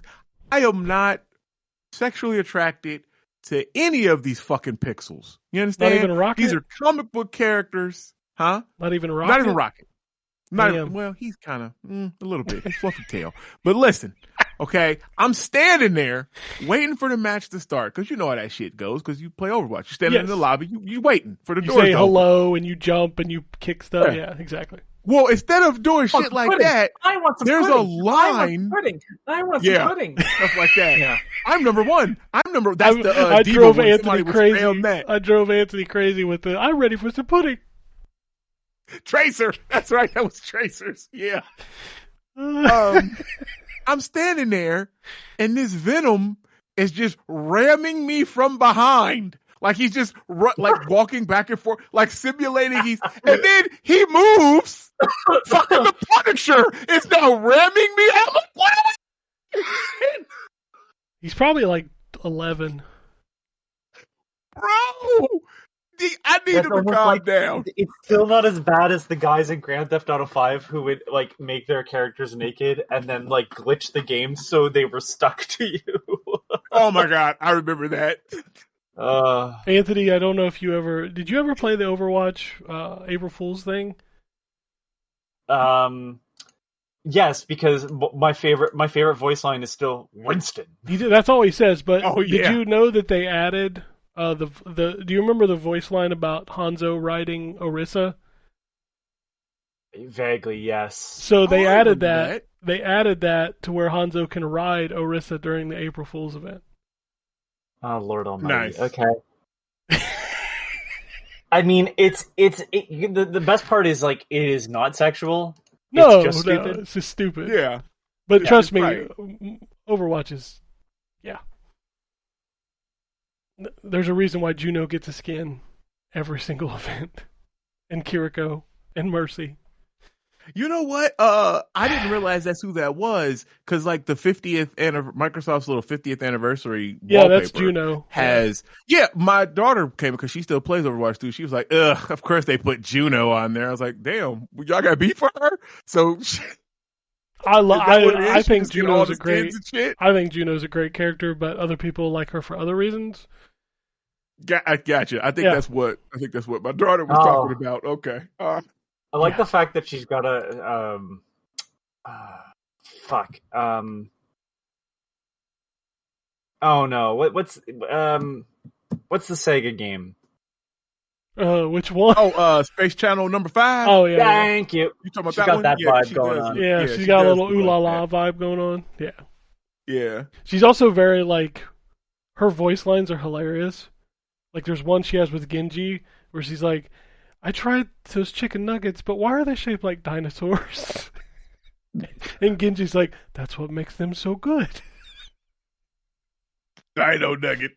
And when she Hey, makes man, I do. when she makes a basket, you know, like when you in that one level where you can put the basketball in the hoop. When she makes a basket, she goes, "I knew all that football training would work out." You know, I think I've only made that basket like one time. Oh, I make it every time I play that level. I think I got it fucking once, suck. but Ken would try to fuck me over every time he Yeah, saw me going. he used to do for that it, to so. me too when I used to go. I'm hoping there's a Asshole. secret achievement at some point that like says you've made like 500 baskets in your lifetime or something. That would be funny. But like everybody has voice lines for making that basket now. That's cool because I think last time I played, I don't think they did. Like you get like confetti or something that comes out. Yeah, it makes a sound or and used the to. confetti comes Yeah. out. Yeah. But I think Moira's was like, doesn't shock me. I've had a lot of practice with these objects. That sounds like that works for her. Oh, God, I love that game. And I hate it at the same time. I like the banter and stuff. I mean, because Rivals does that type of stuff too, which is kind of nice. But I do like the banter and stuff in Overwatch. I wish they would have kept the PvE stuff. That would have delved more into, but whatever. Speaking of Overwatch, how's the new? Did you play that? It's not out yet, so that's what I'm gonna talk about. So season 16 starts on Tuesday. And they're bringing Stadium, which is a best of 7, basically MOBA. Not every character is available at the launch of Stadium. I believe it has 7 maps, which is more than Marathon has for a full price game. That's a shame. It's not full priced; it's premium. It's premium, but That's it's right. not full It's price. premium That's price. right. But still, it's only Suck got 3 my dick maps. from behind. Do. Go fuck yourself, Bungie and Also, Sony. one of the most interesting things about Stadium is that you can play in first or third person, which is already interesting. But did you know you can't hero swap? Oh, well, that makes sense if it's that. I'll have to promote. Yeah, okay. Yep. So once you pick, you're locked in for the whole match. It is role queued, so it is 1-1-2-2. So 1 tank, 2 healers, 2 DPS. I'm gonna try it. I don't know how I feel about it. Like it's almost overwhelming looking at all the builds you can do. See, I'm intrigued. I actually may try. The only thing that's kind of keeping me from it is I'm so out of practice with all those people's moves and all the stuff that they do. But I love MOBAs, and I like the concept that they're, letting you kind of tweak your You can do some your crazy builds and shit. stuff. So like Yeah, I May saw some can turn into playing. a snowball and just roll over Did not see people. that. That's awesome. Moira can throw like 10 damage orbs at the same time. Jesus. It's crazy some of the stuff you can do in this thing. All right. I'll try it. It has its own ranking system, its own reward system. Like, I'm curious. So I will try it. Yeah, I'll probably reinstall it. They're also You adding... gonna play it, Anthony? Okay, he said no. Okay. Anthony said fuck Terrence. Okay. Sorry, I heard something, Anthony, but I didn't hear the first part, so I was just like, Oh, clarify my bad. I it, said, is you go play it, Anthony? My bad. Probably not. Okay. They are adding hero bands too, so I'm very curious. Rivals changed theirs too this season. Because it was like once you hit either I think it was Diamond, wasn't it? Yeah. It was Diamond. Yeah, they moved it down to it's Gold. So hero bands snap. kick in when you hit Gold now. Yeah, I was like, damn. All right. So the data I want to see is like who's the most banned character in Overwatch, because I think I have ideas. But I'm just curious. I don't even know who it would be. Like who? I would who do guess you think it would be? Sombra would be one.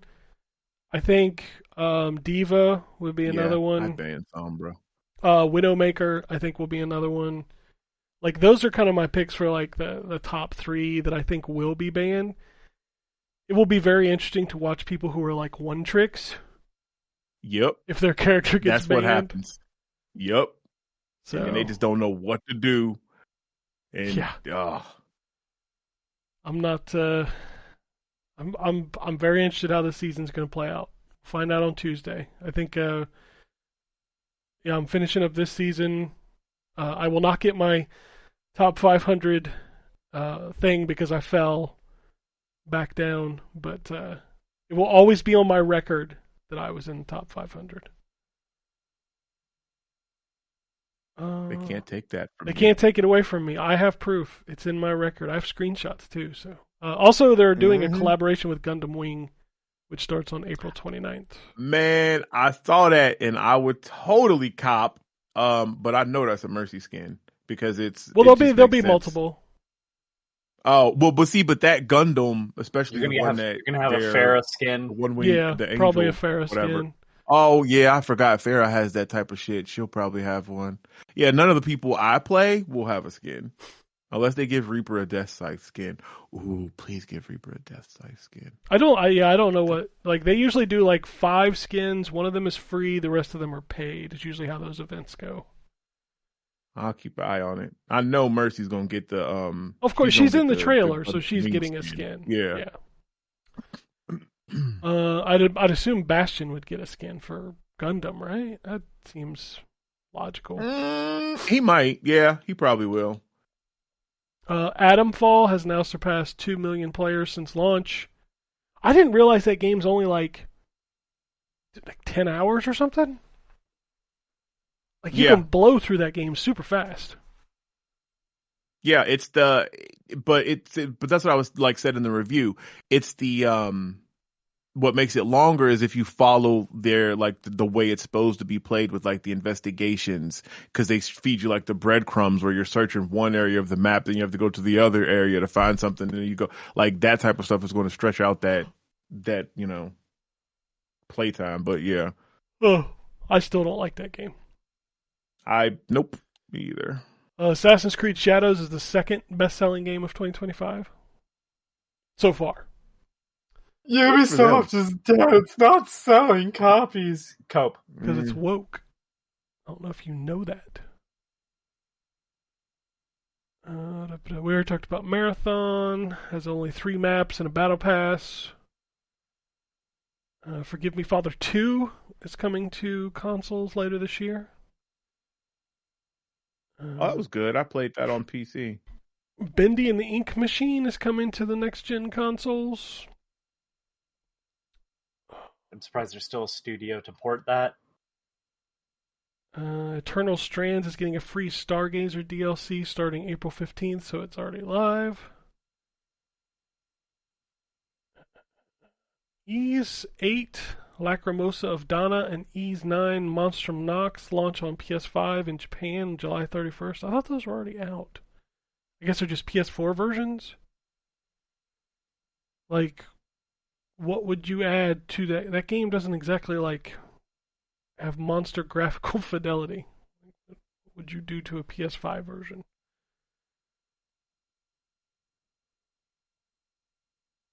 I don't know. What else we got? I'm just skimming through this. A lot of this is just release dates, so I don't. That Metal Eden game was delayed this summer. I got one that's kind of unrelated, and so hopefully there's a positive one. I just read it. Mike Wood, the founder of Leapfrog, has passed away at age 72. Oh man, I grew up with Leapfrog. Yeah.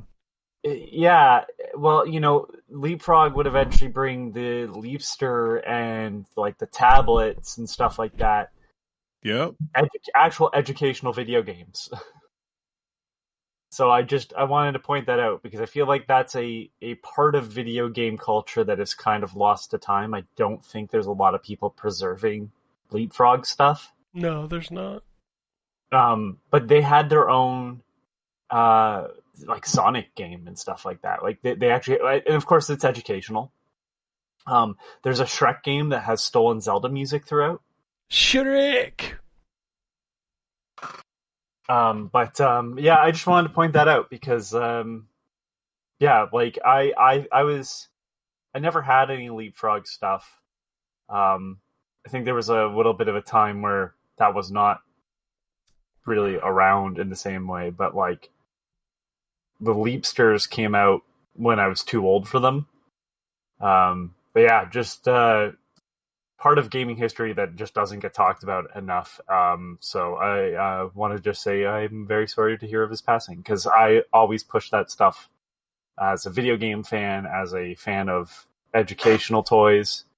That was a great sort of meeting ground, even though we kept it in the toy section, for parents that were not really interested in going right to Nintendo. So I'm sure there's a generation of video game players that were raised on Leapfrog stuff. Oh, 100%. Oh, yeah. Neon Giant, the people who made The Ascent, have teased their next game. It's a first-person cyberpunk game. Shocker that it's cyberpunk. I liked The Ascent, so I will definitely check it out. Yeah. I guess there's a big conversation going on between. I don't know much about. So there's a mod for Oblivion coming out called Skyblivion, and it's supposed to release this week. Which is kind of crazy if you think about it, that there's an actual official remake of Oblivion coming out this week. Yeah. I mean, I feel it's kind of like when the Fallout London or whatever it's called came out. Yeah. Right after they fucking updated the game and it broke a bunch of stuff. Yeah. I'm gonna tell you right now, as someone that loves Oblivion, you're gonna get two very different games out of this. Yeah, I see the screenshots of the Oblivion remake, and I'm like, they're calling it a remaster. Like, is it really a remaster? Because that looks like a remake. It's a remake. If you've changed all the ways things how it works, it's got to be a remake. I just can't. There is too much. I mean, it is Bethesda, so I mean, it's not though. Oh, it's not this one. Okay, it's Virtuos. But if they're using, let me rephrase that. If they're using the same engine, I think they upgraded the engine. Right, but it's still the same engine. That's my problem with all Bethesda stuff. No. They changed it to Unreal. Is what I'm saying. Oh, then yeah, it's totally a remake. At least I thought they did. That's not a well. Nothing is confirmed yet. Like, they haven't said a word about it. This True. is just leaks. If it's so. Unreal, I don't think it's gonna. I think it's a complete remake. Only because all of Bethesda's stuff has been on that creation engine, right? Like Oblivion is built off the backbone of Morrowind, and then Fallout is built off of Oblivion, then Skyrim is built off of the Fallout one, and then Fallout 4 is built off of Skyrim, and then Starfield, which they said was completely new, is built off of the back Fallout 4. Like, it's a brilliant way to sort of make sure nothing goes to waste, but at the same time, it is something that is clearly holding those games back. I've also, like, another thing that came out about this is, like, this isn't the only remake. Like, I guess Fallout is next, Fallout 3. I'm not surprised. I do want to say, I see a article from videogamer.com, and the headline is, Skyblivion devs see official Oblivion remaster as a win-win for fans, as we're getting twice the amount of Oblivion this year. Yeah, that's what we need. We need 2 monsters. Oh, man. Well, let me just say this. I'm going to play the one that I like more. And I hate to say it, but it's probably going to be Skyblivion. Because those are fans of, like, they're fans building it, and generally those people are nuts. And I love them for it. So it'll be an interesting week for the Elder Scrolls, though, for sure. Oh yeah. EA announced Star Wars Zero Company coming in 2026 to next gen and PC. So that's what you get when you talk about Star Wars. XCOM. No, that's what I say. XCOM. XCOM Yeah, Star Wars game. Yeah. It looks like XCOM Star Wars. They didn't really show much. I mean, it's not coming until next year, so I'm like, yeah, okay. Cool. Maybe Star Wars will get me to play an XCOM game, but I doubt it. I'm still waiting to see if Jurassic Park will get me to play a Tree Puncher. Everybody forgets that game's still coming out, supposedly. I was like, damn, there's a Jurassic Park survival game? I forgot about that. All right. I'm down. Jason Ronald apparently made a trip to China and Korea to discuss the future of gaming. Here's an idea. Get Chinese and Korean games on your platform. Yeah. Assassin's Creed Shadows has been rated for the Nintendo Switch 2. Not shocked by that at all.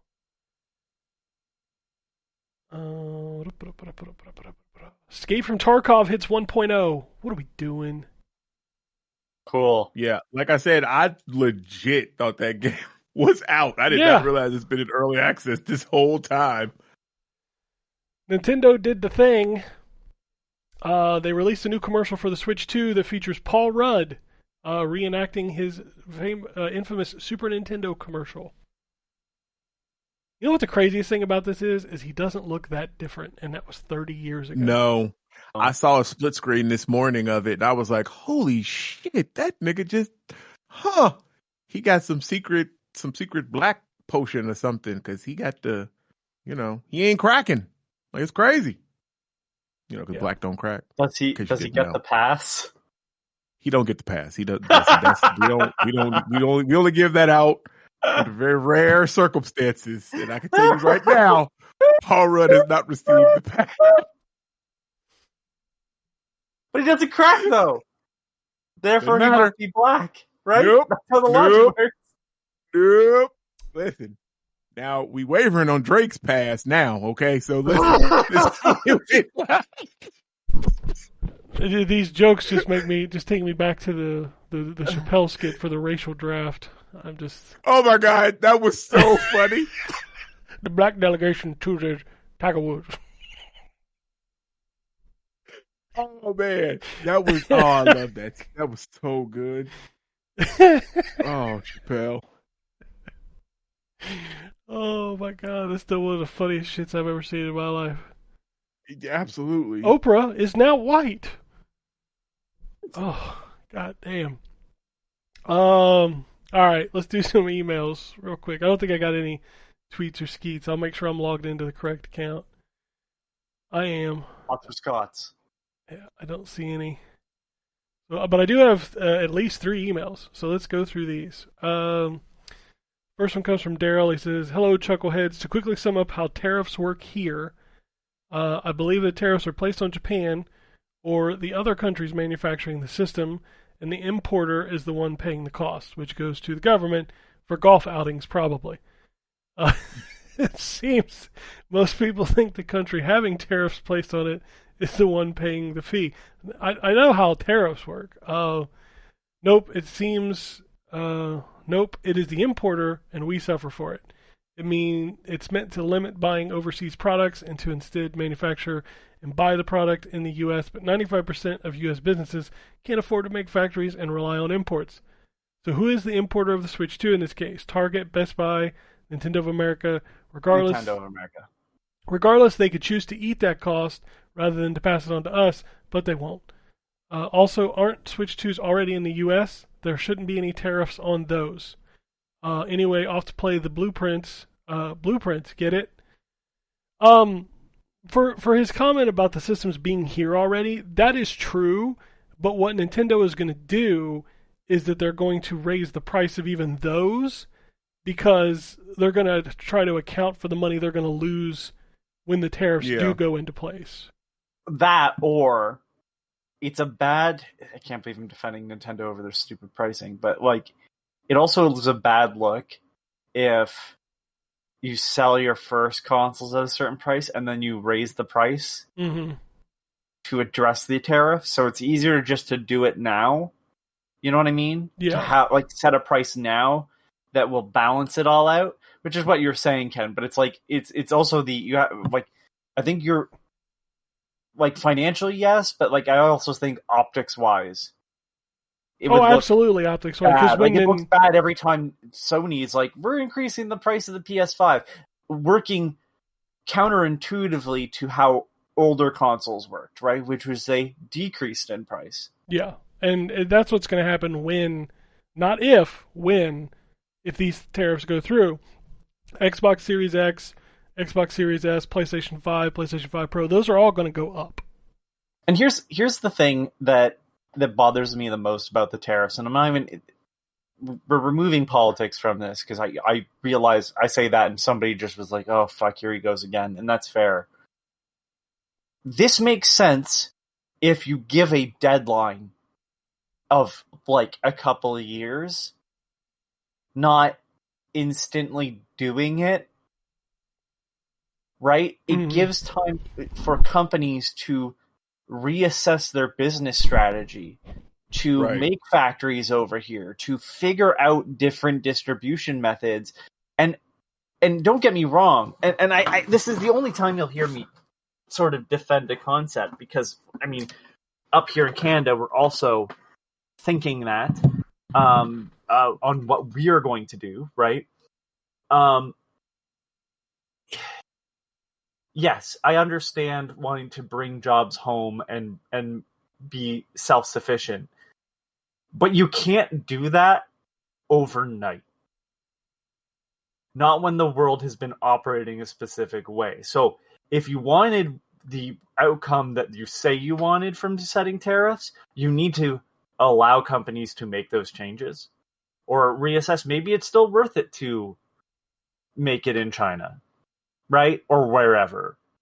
But at the same time, maybe some companies will go, you know what? We're going to open up a factory in the US. But there's no time for that. No. Right? You can't spin up a factory in 6 months. Deals have to be made, and it's not like this can just instantly happen tomorrow. It's not like Roller Coaster Tycoon, where whoops, suddenly we have a fucking popcorn stand. That's not how this works at all. It's such a good. Well, that's not how the world works. You can't just spin up a chip manufacturer in Michigan in 2 weeks. There it is. Yeah, no. Whoop, there it is. Doesn't work like that. He adds to his email with a second email. It says, one thing to add to my last email, Nintendo key cards are really exactly like disc-based games on PS4/PS5 and the Xbox One and Series X. Either way, you need those discs to play the game. Put the disc in, it installs, and from then on, the disc acts like a key. You can also trade it in. That is exactly how the Switch 2 key cards are. It's got people who want to have physical cart and case, but also may want to share it, but also maybe trade it in. Not sure why they don't just get regular physical at that point, and most carts have the game on the cart and save storage space, but regardless, the virtual key cart acts just like a physical disc-based game. Take care. Yeah, the reason why they're doing this is not for our benefit, it's for the benefit of the developers, for the developers that don't want to pay for the bigger cartridges and just want to put the download key on the card itself. There's no benefit to the consumer. If you're going to buy one of these, you should just buy the card. But see, the thing is, those key cards are only going to be available for certain games. Like, they won't have a regular physical card. That's the difference. So, like, there's no benefit to us. So I am glad that at least the plastic isn't being wasted like the fucking code in the box games. You know what I mean? Like, there's no point of those existing because there's nothing in it. That's for the weirdos that want a box on their shelf. Yep. Right, and it's like, idiots. Done. There. Said it. I mean, I'm a guy who doesn't give a shit about the boxes on the wall. I think it's a waste of space and plastic. But, like, if that's all you care about is so you can put it behind your fucking YouTube video to show how many games you have, like, just buy the physical. Like, why would you buy a code in a box? That's just fucking stupid. I'm sorry, but your little spine in a sea of shit doesn't mean anything. I love the Yakuza HD collection of 3, 4, 5. I did not need a fucking PS. First of all, it's a box set. Okay? So the space in it is defined for the set with the discs and a empty PS3 case for Yakuza 5 because Yakuza 5 was digital owned. Y'all motherfuckers are weird. I can't even put the fucking collection on. Like, why would I take it out? Because then the collection has an empty fucking space in it. What are you doing? This is so stupid. It's literally for those YouTubers who have a fucking background. Like, look at my wall of games. Yep. When I was younger, I think I thought that was cool and like I wanted that. But like you said, like now that I am an old man, it's just taking up space. Like I look at so much stuff now that I was like, oh man, that's super cool. And I'm like, why? It's just sitting here and I gotta dust it. You know what I mean? I gotta dust it. Why have this? my ass buys like brown and white furniture when I can because I don't want to dust it. The brown is for other reasons. Well, yeah, because I fling my poo around my room. Yeah. Listen, sometimes you just trust the fart. Man, yeah, you do. That fart shouldn't have been trusted. Oh God, I have a story. I have such an embarrassing story about. I don't know. Well, now you have to. I mean, you can't bring it up without telling it now. So that's. You know what? Fuck it. Yeah, because I don't care. It's super funny. Okay, so back in the day, I was a young man. I had to have my gallbladder removed. So I don't have a gallbladder now. Really? I thought it grew back. It did not. No, once it's gone. It's all of you not having that gallbladder. So, right. So I work. This happened when I worked at EB Games actually. And I believe Brian was the man. Yeah, because I was the assistant at the time. So oh my God. So I went to work. It was a Sunday, and if you ever worked there, the managers are normally off on Sundays, and the assistants have to come in and like do the store change. I forget what it's called, the planogram. So you have to set up, all the different sales and different changes and shit like that. So I was in early doing that. Yeah. Yep, all that shit. Yep. So I was in there, doing that. And it was like 45 minutes to an hour before my first opener came in. So I'm setting all that stuff up, and I was like, oh man, I gotta pass gas, and I farted. I thought I farted. Nigga, why I shit myself? You sharted is what happened. That's what happened. And it happened at first, and I realized it because it was loose. And I was like, oh, and I clenched my butt cheeks, right? And I'm like, oh, trying to stop. And I'm like, oh, it stopped. And it just kept coming. I'm like, oh, so I'm holding my butt, running to the bathroom, like, oh God. And Oh my fucking god. That's Listen, fucking so hilarious. I'm not even done. So I get in the back, and I'm like, I am a grown ass man that just fucking shit himself. And I have to call my wife, my now ex-wife, and she's at home getting ready for church because it's a Sunday. And I'm like, hey, I need you to bring me a washcloth, a towel, some soap, and some pants and underwear. She's like, babe, what? And I'm like, listen, okay, I had an accident and I need to clean up. And I need you to bring me this stuff. And she's like, okay. So and what's messed up is this store wasn't like one of the ones that's like in the strip mall. Nah, nigga, this was in the fucking mall. This was in Tri-County Mall. So she had to walk all the way up. And I had to, luckily we didn't live that far. So I had to wait, and I'm in the bathroom, and I'm like, God, this is so fucking awful. And I took off all the nasty shit and I put it in the trash bag, and I had to run it out to down to the dungeon to get rid of all this before my opener came in, and I got myself all cleaned up and washed up and everything. And nobody ever knew that. Well, now they know. Happy Easter, everybody. Happy Easter. Maybe next year for Valentine's Day, I'll tell you my shit yourself story. Nice. Yes. Oh my God, that's great! You started a new tradition. Every Easter, you gotta tell you shit yourself. Listen, all I gotta say is, I was a little drunk, and I trusted a fart. And that's all I'll share for now. Listen, that's really, if you never take anything away from this, never ever trust a fart. Yeah, you should never just be like,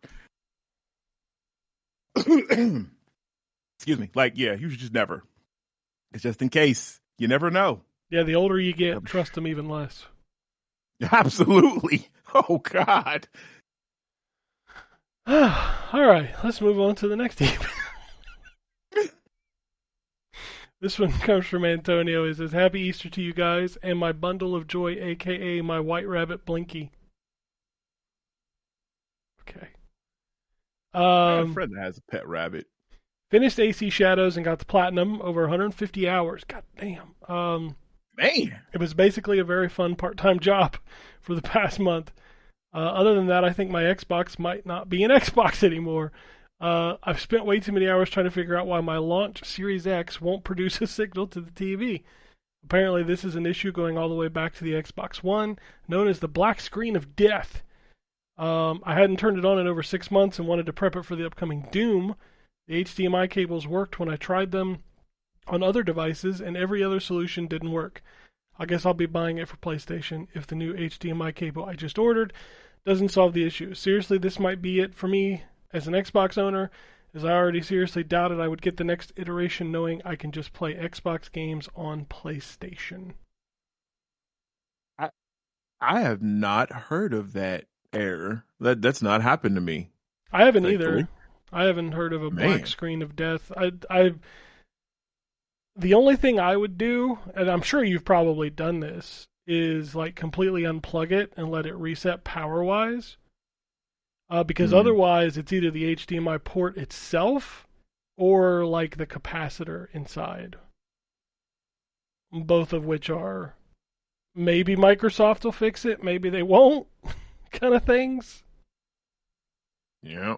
But unfortunately for me, I have too many digital purchases on Xbox, so I would definitely have to get a new one.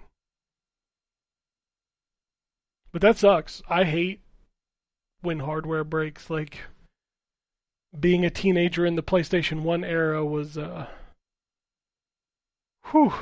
was stressful. Man. That fucking thing. That was, yeah. I think I fixed the PlayStation. I think I took apart, was that a PlayStation or PlayStation 2? It was a PlayStation. Because that was back when I used to do that type of stuff. Like, I would take apart DVD players and VCRs and, like, fix all that shit. Like, yeah, I fixed our PlayStation. That was our launch PlayStation that had broken one time. But, yeah. PlayStation 2 was also a piece of shit for a CD game. Like, every generation there's been a piece of shit up until the PS4, Xbox One era.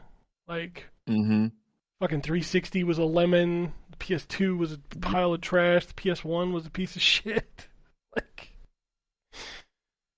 God.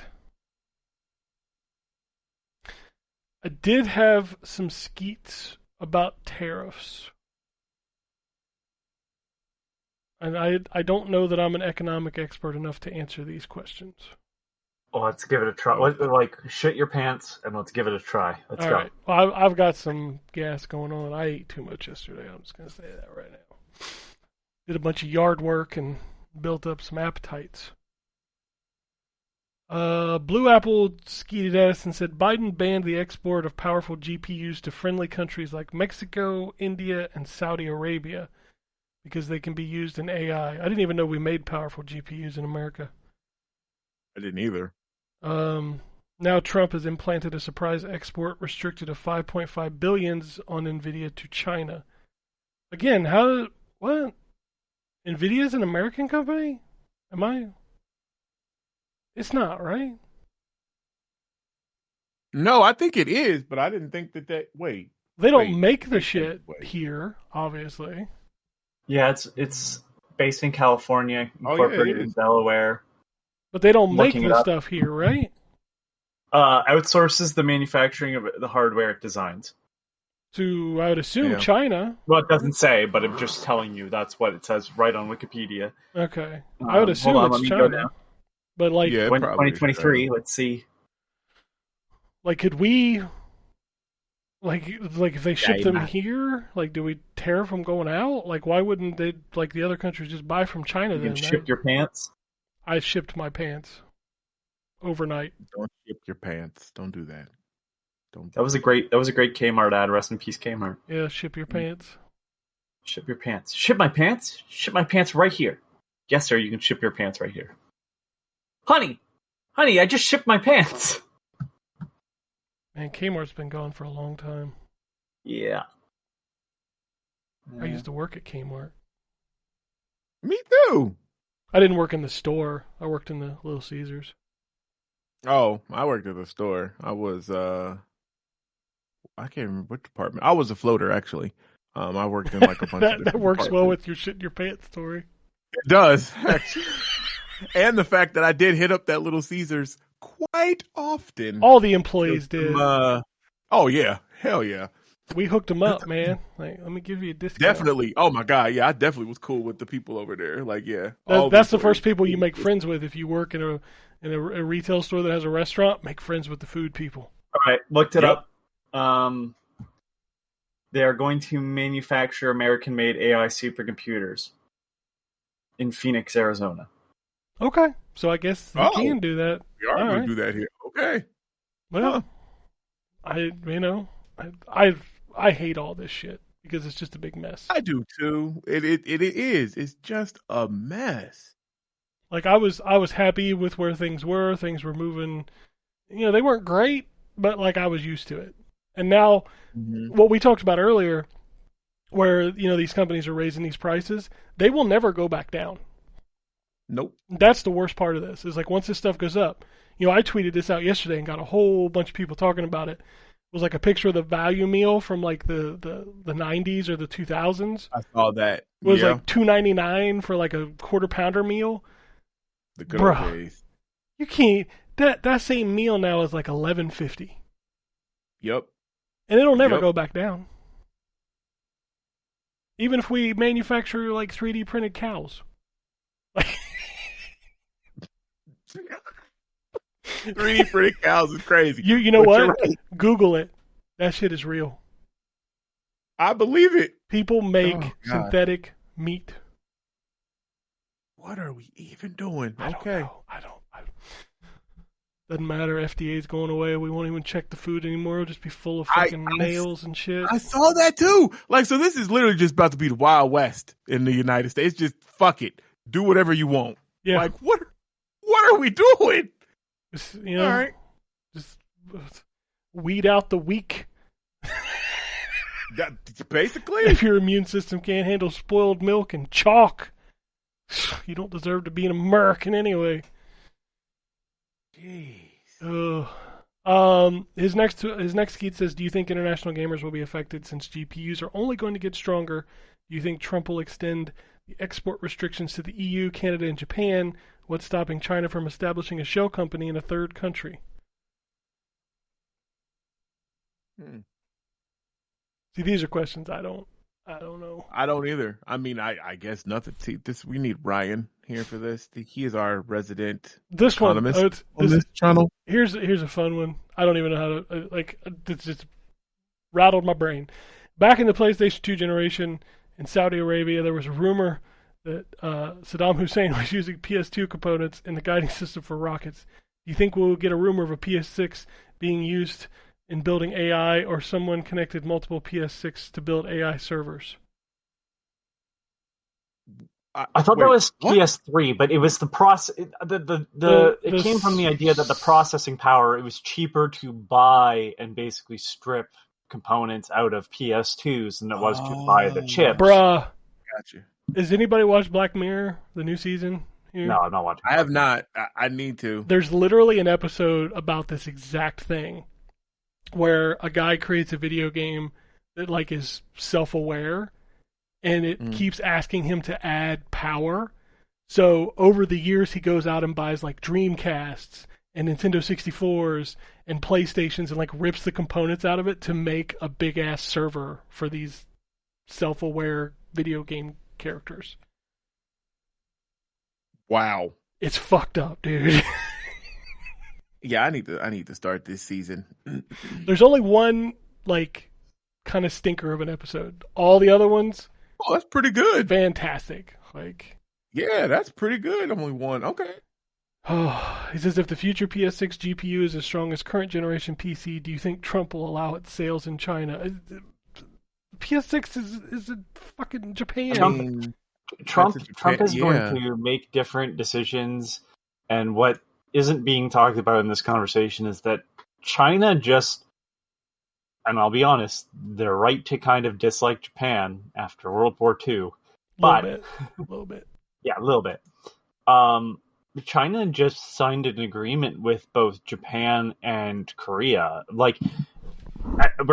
No offense to anybody listening. I don't think Blue Apple Blue is American, but I think he's Saudi Arabian.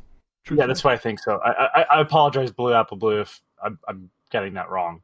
But the world is going to see a shift away from America being the centralized hub of everything, because somebody made bad decisions.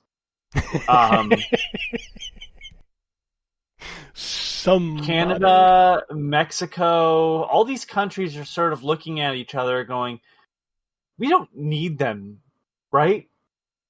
I think people have kind of realized, America's sort of forced its way into middle management. Yep. And then you start to realize, why is the middle manager here? Yep. So I'm hoping, if you want my honest thoughts, there's an idea that China's not your friend or whatever, because propaganda works. China's not our friend. No.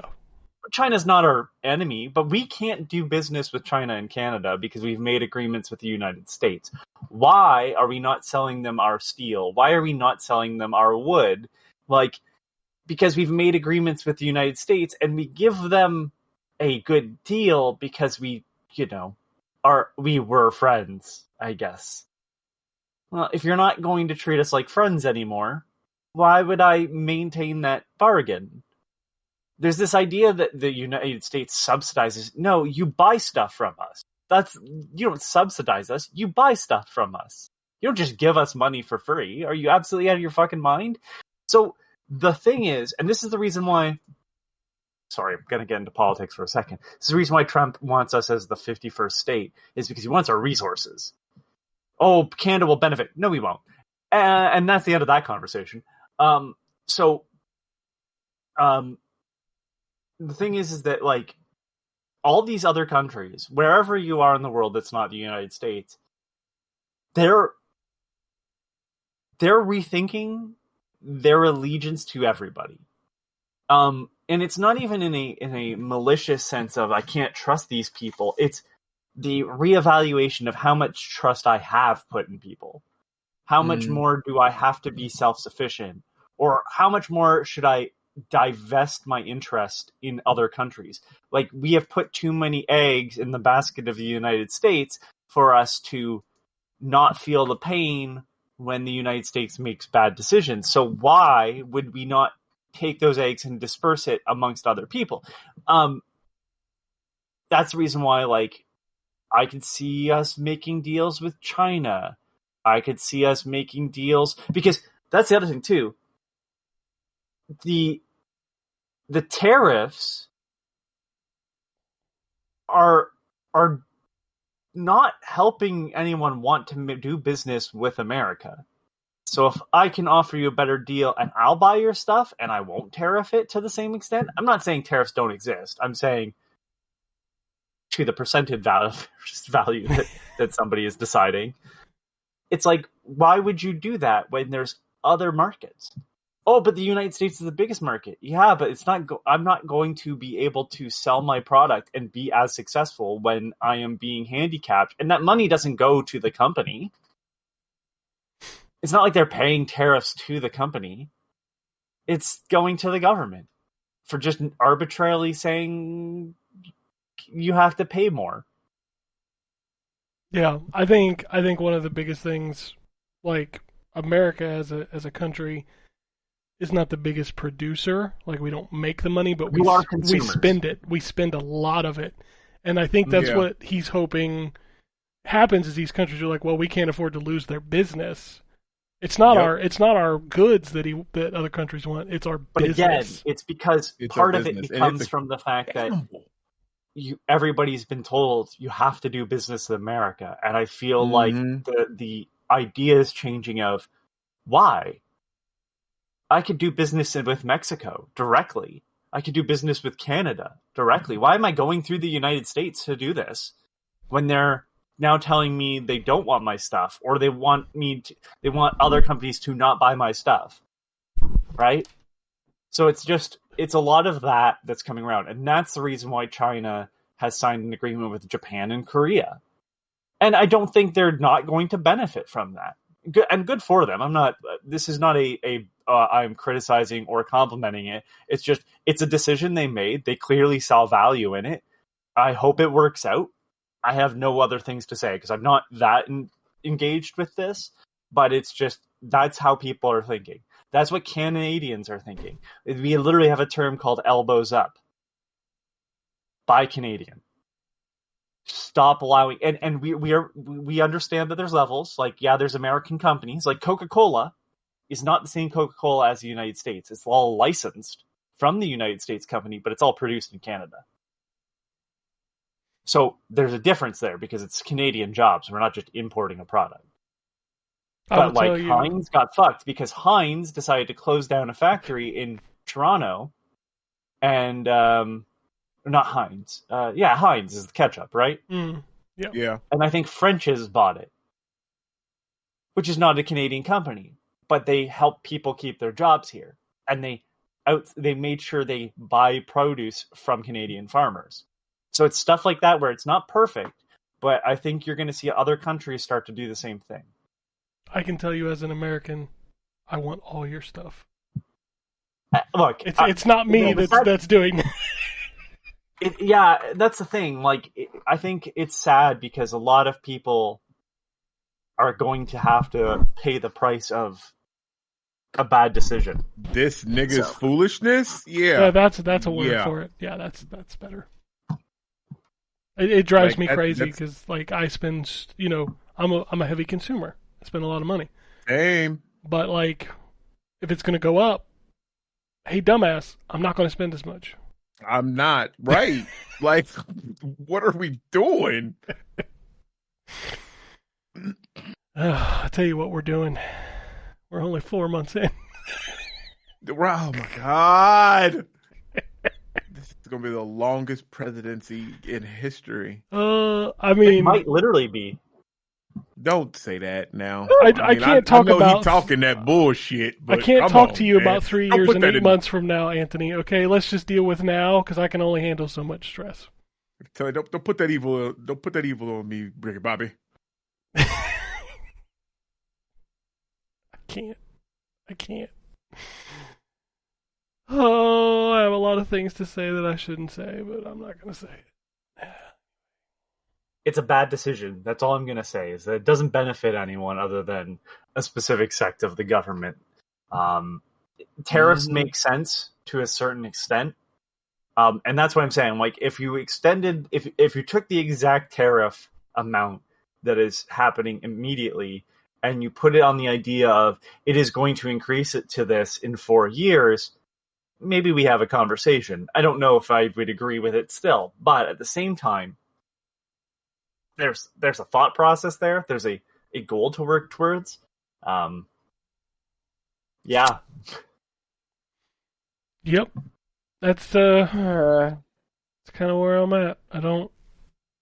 But I mean, there's also a guy going, autism is not a real thing, or what? Yeah, and then there's that nigga. I'm talking like a frog. Like I have a son that is like I hate it here. I fucking hate it here. Yeah, I'm just gonna say this. This is the only real big political thing I'll say on this podcast today. Is maybe don't take advice from the guy that was going to eat roadkill bear, Or has a worm in his brain. that died. Just hanging out.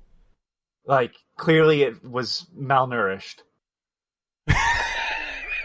He fucking took part of a whale home, I'm pretty sure, too. Like, strapped to the fucking top of the car. Oh, god damn it. I can't. You know, the vaccines are gonna kill you. I'm like, shut up.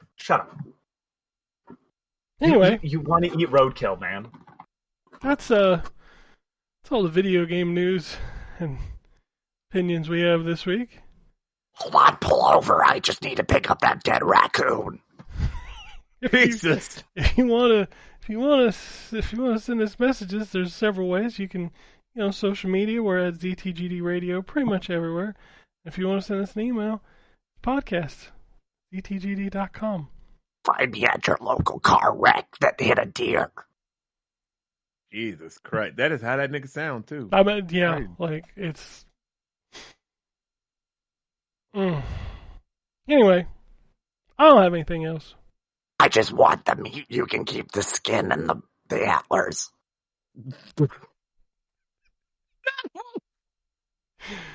Well, enjoy your chocolate bunny, but don't... What do you mean, cooking meat? Don't be Terrence and have a chocolate starfish mishap.